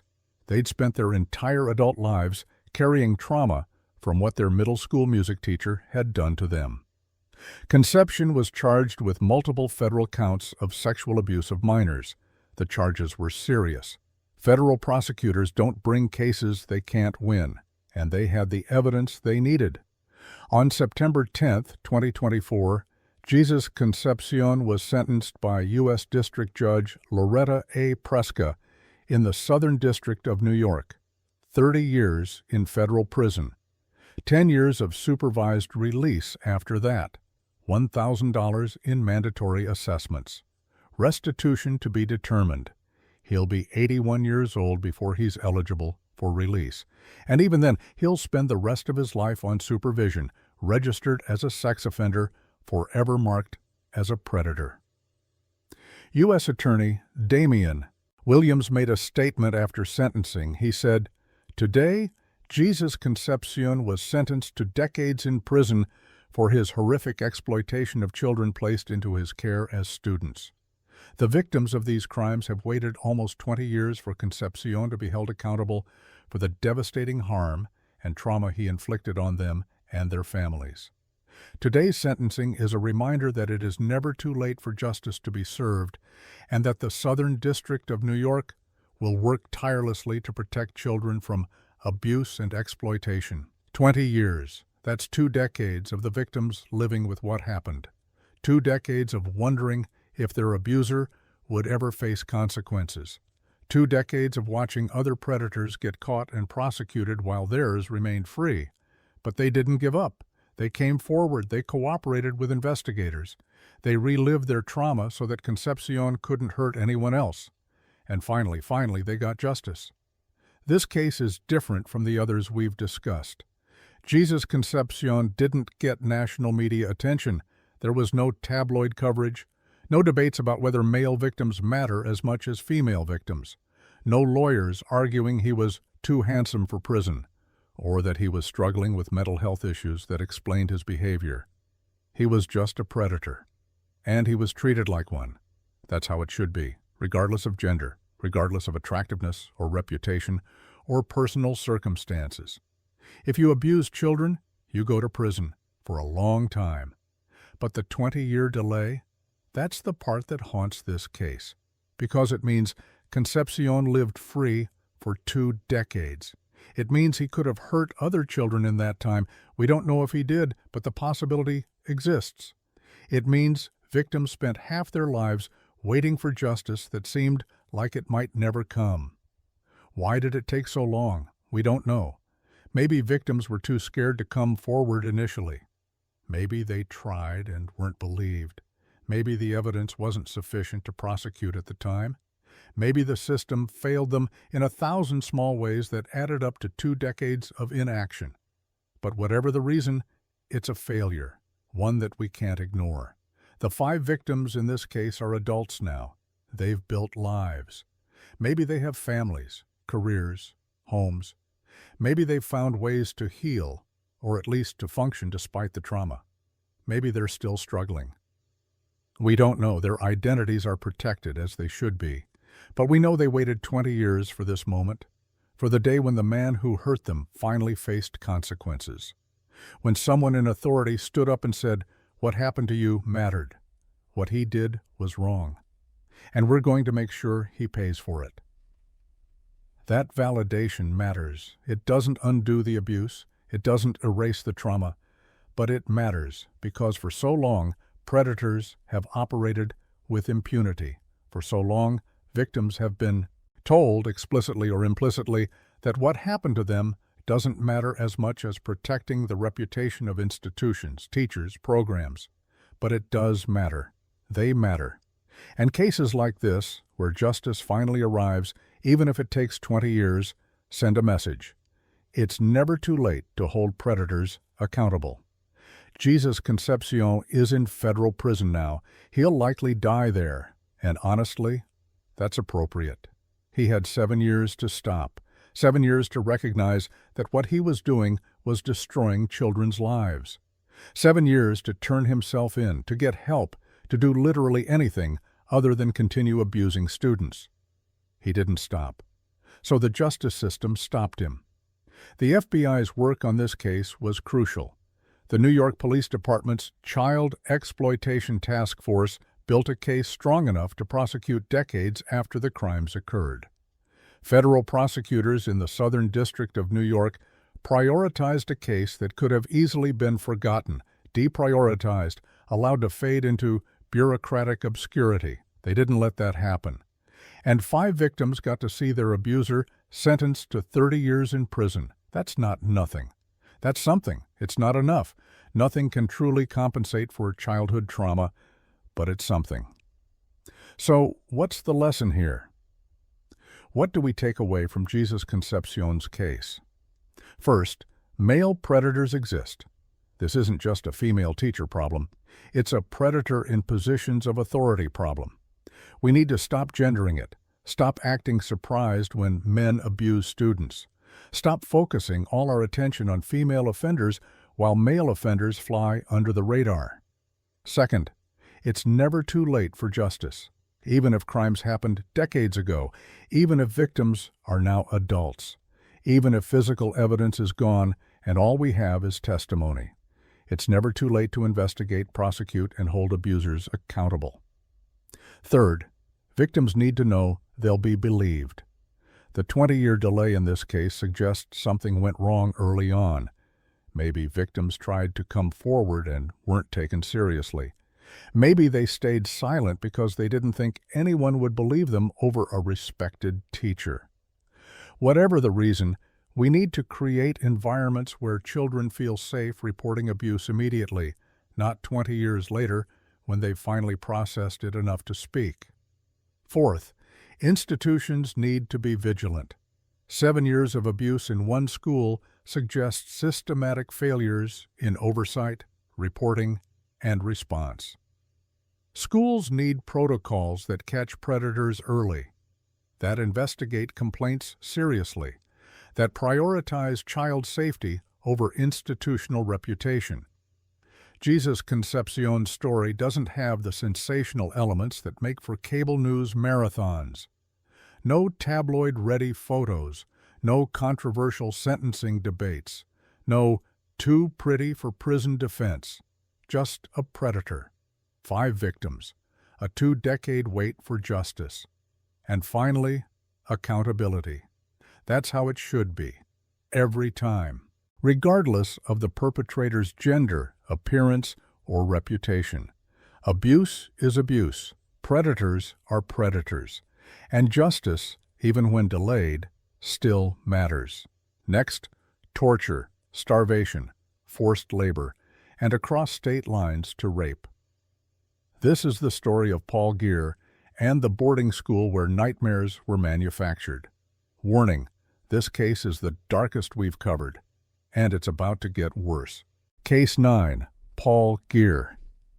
There are predators who groom, who manipulate, who use charm and authority to gain access to victims. And then there are predators who break children first, who use pain, fear, and starvation to shatter their sense of self before violating them, who understand that a broken child won't fight back, won't tell, won't even understand that what's happening is wrong because their entire reality has been destroyed. Paul Gear was the second kind. This isn't just a story about sexual abuse. This is a story about systematic torture, about a private boarding school where vulnerable teenagers were sent by desperate parents, and where a teacher was allowed to brutalize them for years without consequence. Acting U.S. Attorney John A. Sarcone III didn't mince words when he spoke about this case. He said, "Paul Gear was a monster." He wasn't exaggerating. The Family Foundation School, Hancock, New York, a private boarding school tucked away in Delaware County, far from the prying eyes of regulators or concerned family members.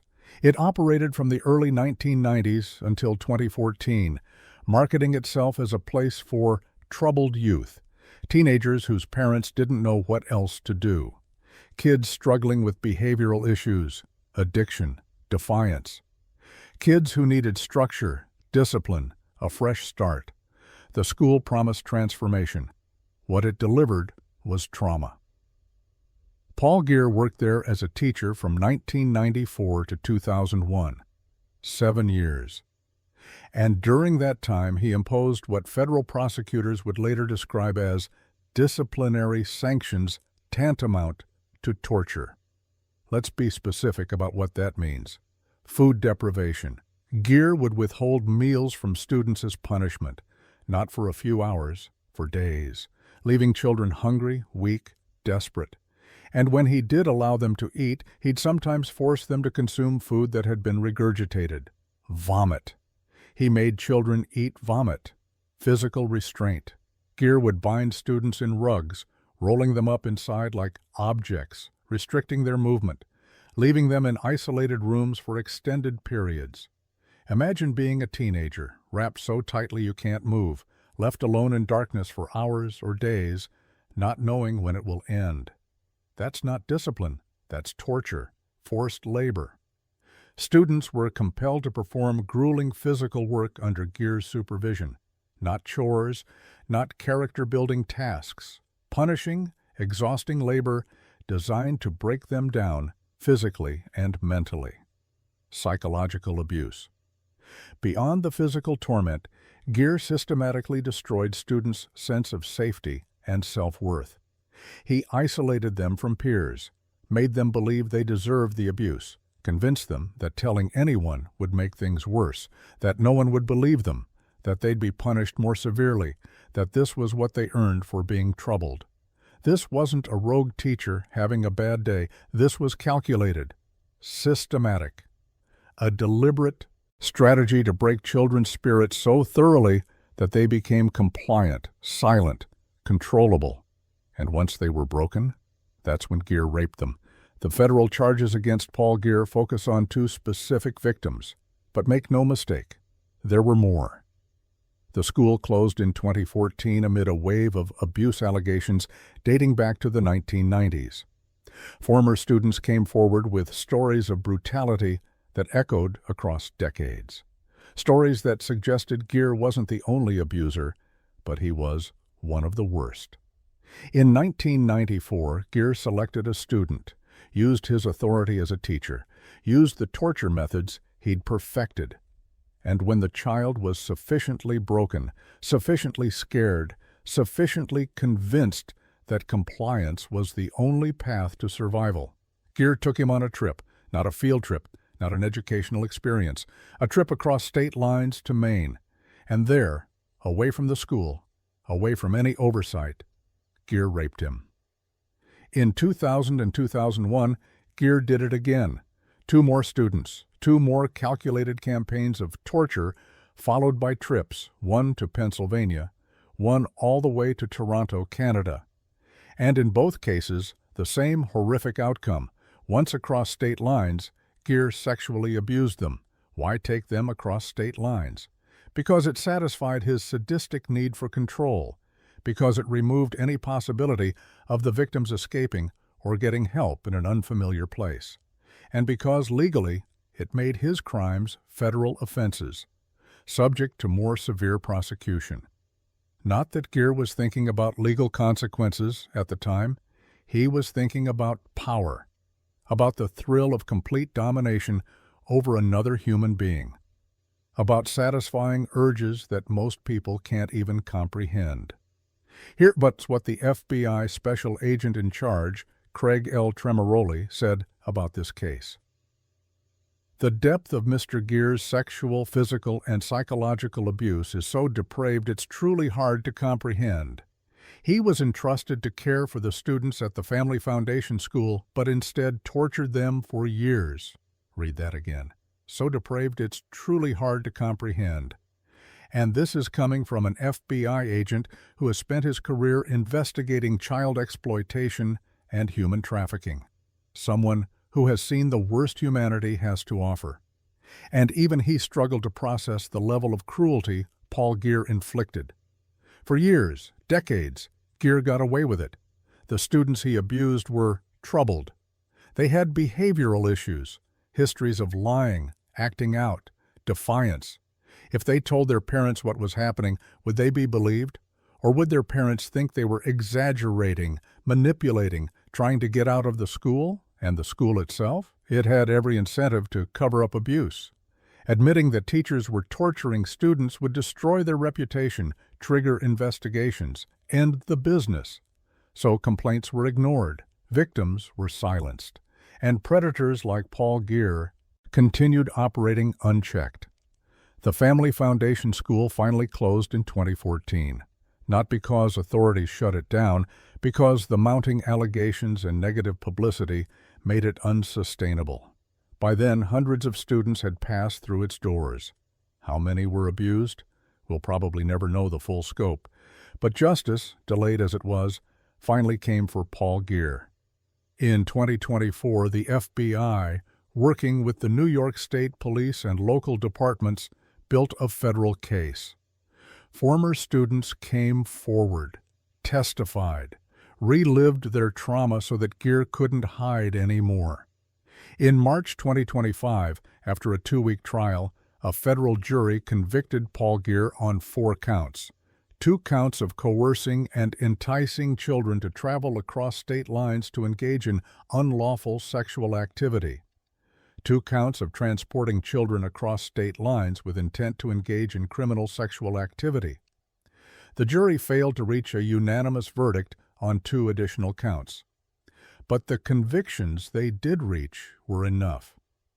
On September 4, 2025, U.S. District Judge May A. D'Agostino sentenced Paul Geer to 327 months in federal prison.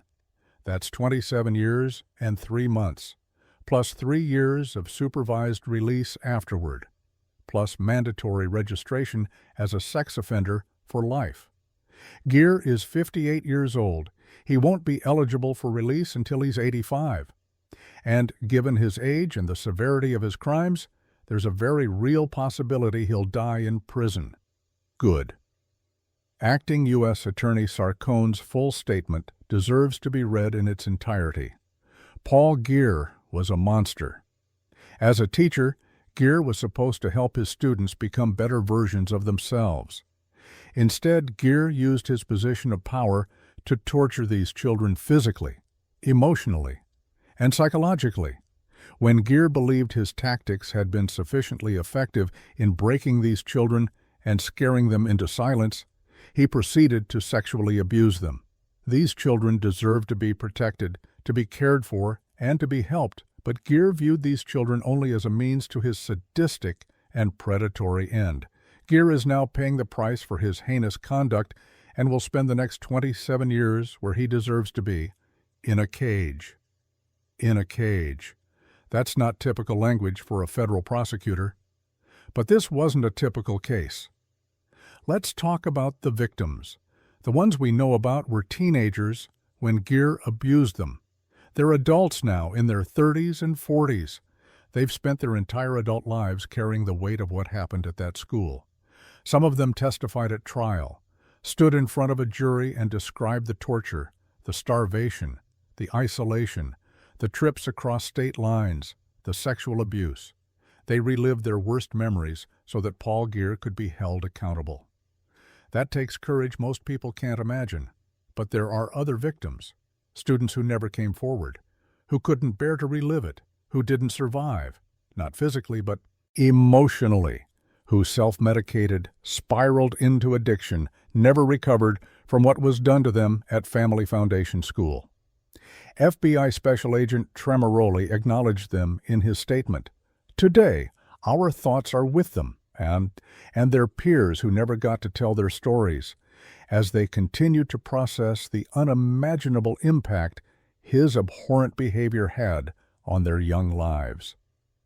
The peers who never got to tell their stories, the ones who are still suffering in silence, the ones who will never get their day in court because they're too broken, too scared, or too dead. That's the legacy of places like Family Foundation School and people like Paul Geer. How did this happen? How did a teacher torture and rape students for 7 years in a licensed boarding school without being stopped? The answer is uncomfortable, because society doesn't care as much about troubled kids.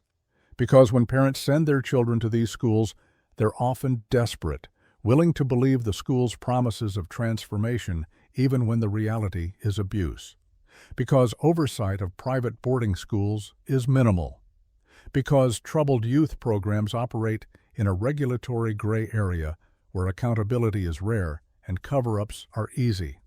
And because when victims are teenagers with behavioral issues, adults assume they're exaggerating, lying, manipulating, trying to get attention or avoid consequences. That assumption protects predators. It always has. Paul Geer is in federal prison now. He's 58 years old. He'll be 85 before he's eligible for release, if he lives that long. And when he gets out, he'll spend the rest of his life on supervision, registered as a sex offender, unemployable, unwelcome anywhere. But that's not enough. Not really. Because 27 years in prison doesn't undo the torture, doesn't erase the trauma, doesn't bring back the childhoods that were destroyed. Still, it's something. It's accountability. It's validation for the victims who came forward and said, "This happened. This was real. And the person who did it needs to pay." And they were heard, believed, vindicated. In a world where so many predators escape justice, that matters. The Family Foundation School is gone, closed, shuttered, but the damage lingers. Former students are scattered across the country, carrying trauma that doesn't fade just because the building is empty. And there are other schools like it, still operating, still promising desperate parents that they can fix troubled teens. Still creating environments where abuse can flourish unchecked. That's the real horror. Not just that Paul Geer was a monster, but that the system allowed him to be one, for 7 years, with multiple victims, in plain sight. And it's still happening. Somewhere, right now, another Paul Geer is torturing another child. Another school is covering up abuse. Another victim is suffering in silence because no one will believe them. That's not acceptable. It can't be acceptable. If there's a lesson, in Paul Geer's case, it's this. Troubled kids deserve protection too. Maybe more than any other kids because they're vulnerable, already struggling, already in pain. And predators know that. They seek out troubled youth programs specifically because oversight is weak and victims are easy to discredit. We need to do better. Stricter regulations, mandatory reporting, regular inspections, zero tolerance for abuse. And above all, we need to believe kids when they tell us they're being hurt, even if they have a history of lying, even if they've made bad choices, even if they're in a program because they were out of control. none of that makes them less deserving of safety. Paul Gear understood that vulnerability, and he exploited it with a level of cruelty that defies comprehension. Now he's in a cage, where he belongs, where he'll stay until he's too old to hurt anyone ever again. That's justice, imperfect, delayed, but justice nonetheless.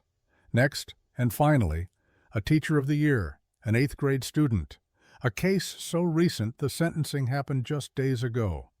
This is the story of Abdul Wright, and why, after 35 years of cases, nothing has changed. Case 10, Abdul Wright.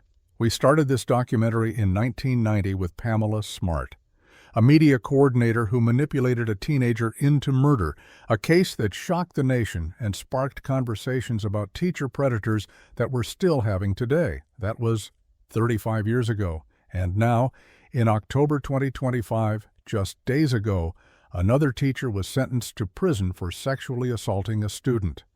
Another Teacher of the Year award winner. Another respected educator who used his position to abuse a child. His name is Abdul Wright, and his case proves something deeply depressing. We haven't learned a damn thing. Minneapolis, Minnesota, Harvest Best Academy, a charter school serving predominantly minority students in a community that desperately needs good teachers. The kind of school where educators who genuinely care can change lives, where mentorship matters, where students look up to teachers not just as instructors, but as role models. Abdul Wright was an English teacher there, not just any English teacher, a Minnesota Teacher of the Year honoree. The kind of recognition that gets you invited to speak at conferences, that gets your photo in the newspaper, that makes parents feel lucky their child ended up in your classroom, the kind of recognition that makes people trust you completely. And Wright used that trust to sexually assault an 8th grade student. We don't know all the details yet. The case is recent. Wright was sentenced just days ago in October 2025. The victim is still a minor, identity protected. The specifics of how the abuse occurred, how long it lasted, how it was discovered, those details are either sealed or haven't been fully released to the public. But here's what we do know. The victim was in 8th grade, approximately 13 or 14 years old, a child, a student who should have been worried about homework and friends and what to wear to school. Instead, they were being sexually assaulted by their English teacher. An investigation was launched, evidence gathered. And in October 2024, Abdul Wright was found guilty of first-degree criminal sexual conduct. In Minnesota, that's the most serious sex crime you can commit. It means there was penetration. It means the victim was under 13, or there was force, or Wright was in a position of authority over the victim. All of those things make it first degree, and all of them appear to apply here. During sentencing arguments this October, Wright's defense attorney asked for leniency, said he's done a lot of good in his life, asked for the presumptive sentence of 144 months, 12 years. Prosecutors disagreed, pointed to previous sexual assault accusations against Wright, asked for 172 months, more than 14 years. Wright himself spoke, told the court, "I am deeply sorry and I take full responsibility for the harm that I caused." The victim submitted a written impact statement but didn't appear in court. We don't know what it said, but we can imagine. Judge Sarah West wasn't moved by Wright's apology. She said something that should make everyone uncomfortable. "I never know what to believe what comes out of your mouth. I have not found you credible. I hope you mean what you just said." Read that again. The judge, the person who heard all the evidence, watched Wright testify, assessed his demeanor and credibility, said she doesn't believe him, that she's never found him credible, that she hopes his apology is real, but she doubts it. Judge West sentenced him to 14 years in prison. He's expected to serve approximately 9 years behind bars with the remainder on supervised release. He must register as a predatory offender for life. But here's what really matters. This just happened.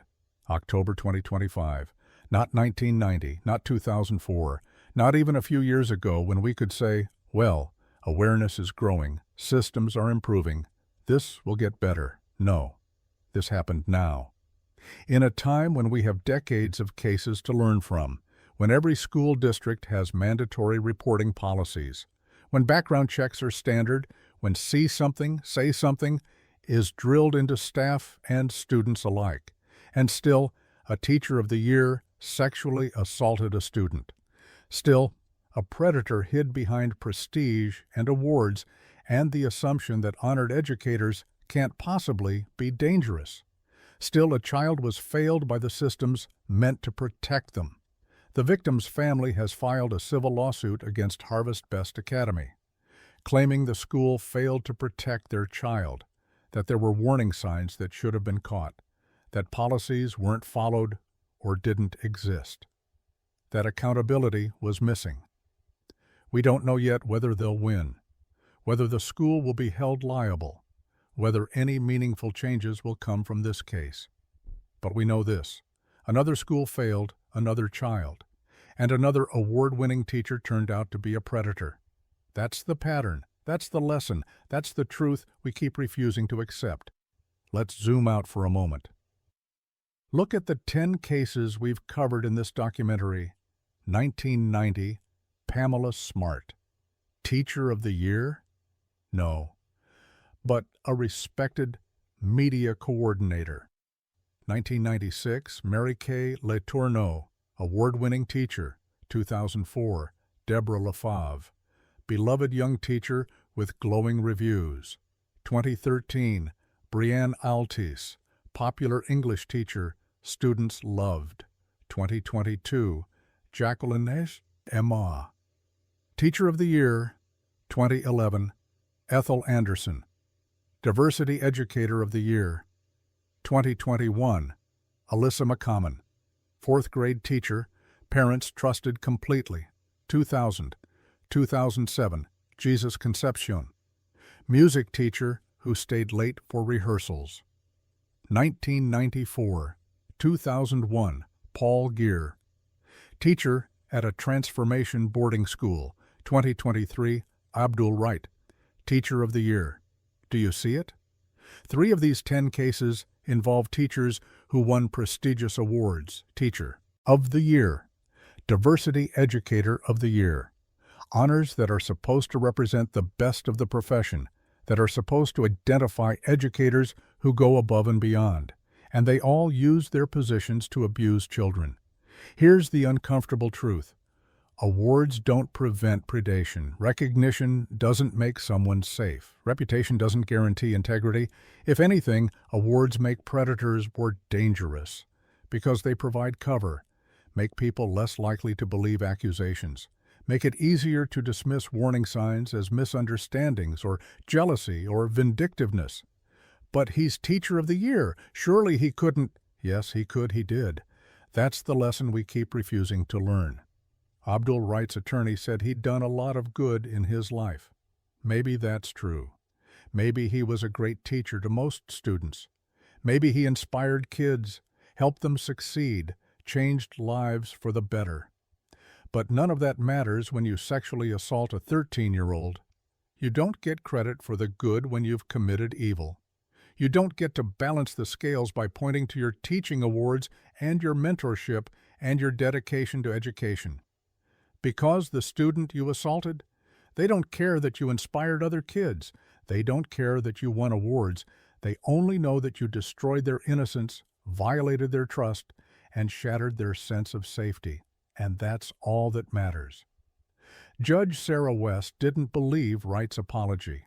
And honestly, that's probably the right call, because genuine remorse means taking accountability without excuses, without pointing to your accomplishments, without your lawyer arguing that you've done a lot of good. Genuine remorse means saying, I am a predator. I used my position to abuse a child. There is no excuse, no explanation that makes it okay. I deserve every year of this sentence and more. Did Wright say that? We don't know, but the judge's response suggests he didn't. So, here we are, October 2025, 35 years after Pamela Smart. And we're still seeing the same patterns, teachers using positions of authority to access victims, awards, and recognition, providing cover for predatory behavior. Grooming tactics that go unnoticed until it's too late. Victims who are children, 12, 13, 14 years old, whose lives are permanently altered. Justice systems that sometimes work, but often don't work fast enough or thoroughly enough. Schools that fail to protect students despite decades of training and policies. Nothing has fundamentally changed. Sure, we have more awareness now, more mandatory reporting laws, more background checks, more training on recognizing grooming behaviors. But predators adapt. They learn what red flags to avoid. They become more sophisticated in their manipulation. They hide in plain sight behind awards and reputations and the assumption that good people don't do bad things, and children continue to be victimized, the victim in Abdul. Wright's case is still processing what happened, still trying to heal, still figuring out how to move forward when their English teacher, someone they trusted, looked up to, maybe even admired, turned out to be a predator. That betrayal doesn't heal quickly. Maybe it never fully heals. And somewhere in Minnesota, Harvest Best Academy is trying to figure out what went wrong, how Wright slipped through, what they could have done differently, whether their policies are sufficient or if systemic changes are needed. But here's the hard truth. No policy can completely prevent predation. No background check catches everyone. No training makes every teacher safe, because predators are often people with clean records, people who pass background checks, people who complete training and know exactly what to avoid, people who understand the system well enough to exploit its weaknesses. The only real protection is vigilance. Constant, exhausting, never-ending vigilance. Believing kids when they report abuse. Investigating every complaint seriously. Not explaining away red flags because the accused has a good reputation. And accepting that sometimes the person you least suspect, the teacher of the year, the beloved coach, the dedicated mentor, is exactly the person hurting kids. Abdul Wright is in prison now. He'll be there for at least 9 years. When he gets out, he'll be a registered sex offender for life. He'll never teach again, never work with children again. He'll carry that label forever. Good. But that doesn't undo what he did, doesn't restore the victim's sense of safety, doesn't erase the trauma, and it doesn't prevent the next Abdul Wright from doing the exact same thing. So what's the point? If 35 years of cases haven't changed anything, if awards and training and policies aren't enough, if predators keep abusing children despite everything we know, what's the point of this documentary? The point is this: we can't give up. We can't look at Abdul Wright's case and say, well, nothing works, so why bother? We can't become cynical and nihilistic and accept that some kids will just be victimized. We have to keep fighting. Keep exposing predators, keep believing victims, keep demanding accountability from schools, from institutions, from justice systems. Because every case that's prosecuted is a predator who can't hurt anyone else. Every victim who's believed is a child who knows they matter. Every sentence handed down is a message that this behavior will not be tolerated. It's not enough. It's never enough. But it's something. Abdul Wright is the 10th and final case in this documentary. But he's not the last predator. Tomorrow, somewhere in America, another teacher will abuse another student. Another family will be destroyed. Another child's innocence will be stolen. That's the reality we live with. But we also live with this: survivors who speak out, prosecutors who refuse to let predators escape justice, judges who impose serious sentences, parents who believe their children, advocates who keep fighting. That's the hope. Fragile, imperfect, but real. We opened this documentary with a question: What happens when the people we trust most betray that trust in the worst possible ways? Now we know the answer. They go to prison. Eventually. Sometimes after years or decades. Sometimes after multiple victims. Sometimes with sentences that feel inadequate. But they go to prison. And the victims? They do their best to heal, to reclaim their lives, to refuse to be defined solely by what was done to them. That's not a happy ending. There are no happy endings in these stories, but it's an ending. And sometimes that's the best we can hope for. Abdul Wright, Minnesota Teacher of the Year, sentenced to 14 years in prison for sexually assaulting an 8th grade student, just days ago, October 2025. 35 years after Pamela Smart, and we're still here, still having the same conversations, still seeing the same patterns. Nothing has changed. Everything must change. And the only way that happens is if we, all of us, refuse to look away, refuse to make excuses, refuse to let awards and reputations shield predators from accountability. That starts now, with this case, with every case that comes after. Because the children depending on us can't wait another 35 years. They need us to do better. Now, that's 10 cases, 10 betrayals, 10 reminders that evil doesn't always look like a monster. Sometimes it looks like a teacher, sometimes it wins awards, and sometimes it's sitting in a classroom right now grooming its next victim. Stay vigilant, believe survivors, demand justice, because if we don't, who will? These 10 cases, spanning from 1990 to 2025, reveal a disturbing pattern that transcends time, geography, and gender. Whether it's a teacher of the year or an unknown educator, whether the sentence is probation or life in prison, the core violation remains the same. Adults entrusted with children's well-being chose instead to exploit, manipulate, and destroy young lives. The inconsistent justice, with some receiving decades while others serve no prison time, suggests we still haven't resolved how seriously we take these crimes. But beyond the legal failures, these cases remind us that no accolade, no reputation, and no appearance should blind us to warning signs. The children in these stories deserved protection.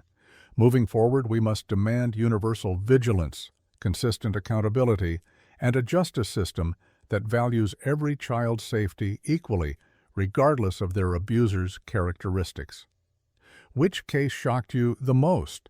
Do you think the sentences were fair, or do you see a double standard in how male versus female teachers are punished? Drop your thoughts in the comments below, and if you think schools need better safeguards to protect students, let us know what changes you'd make.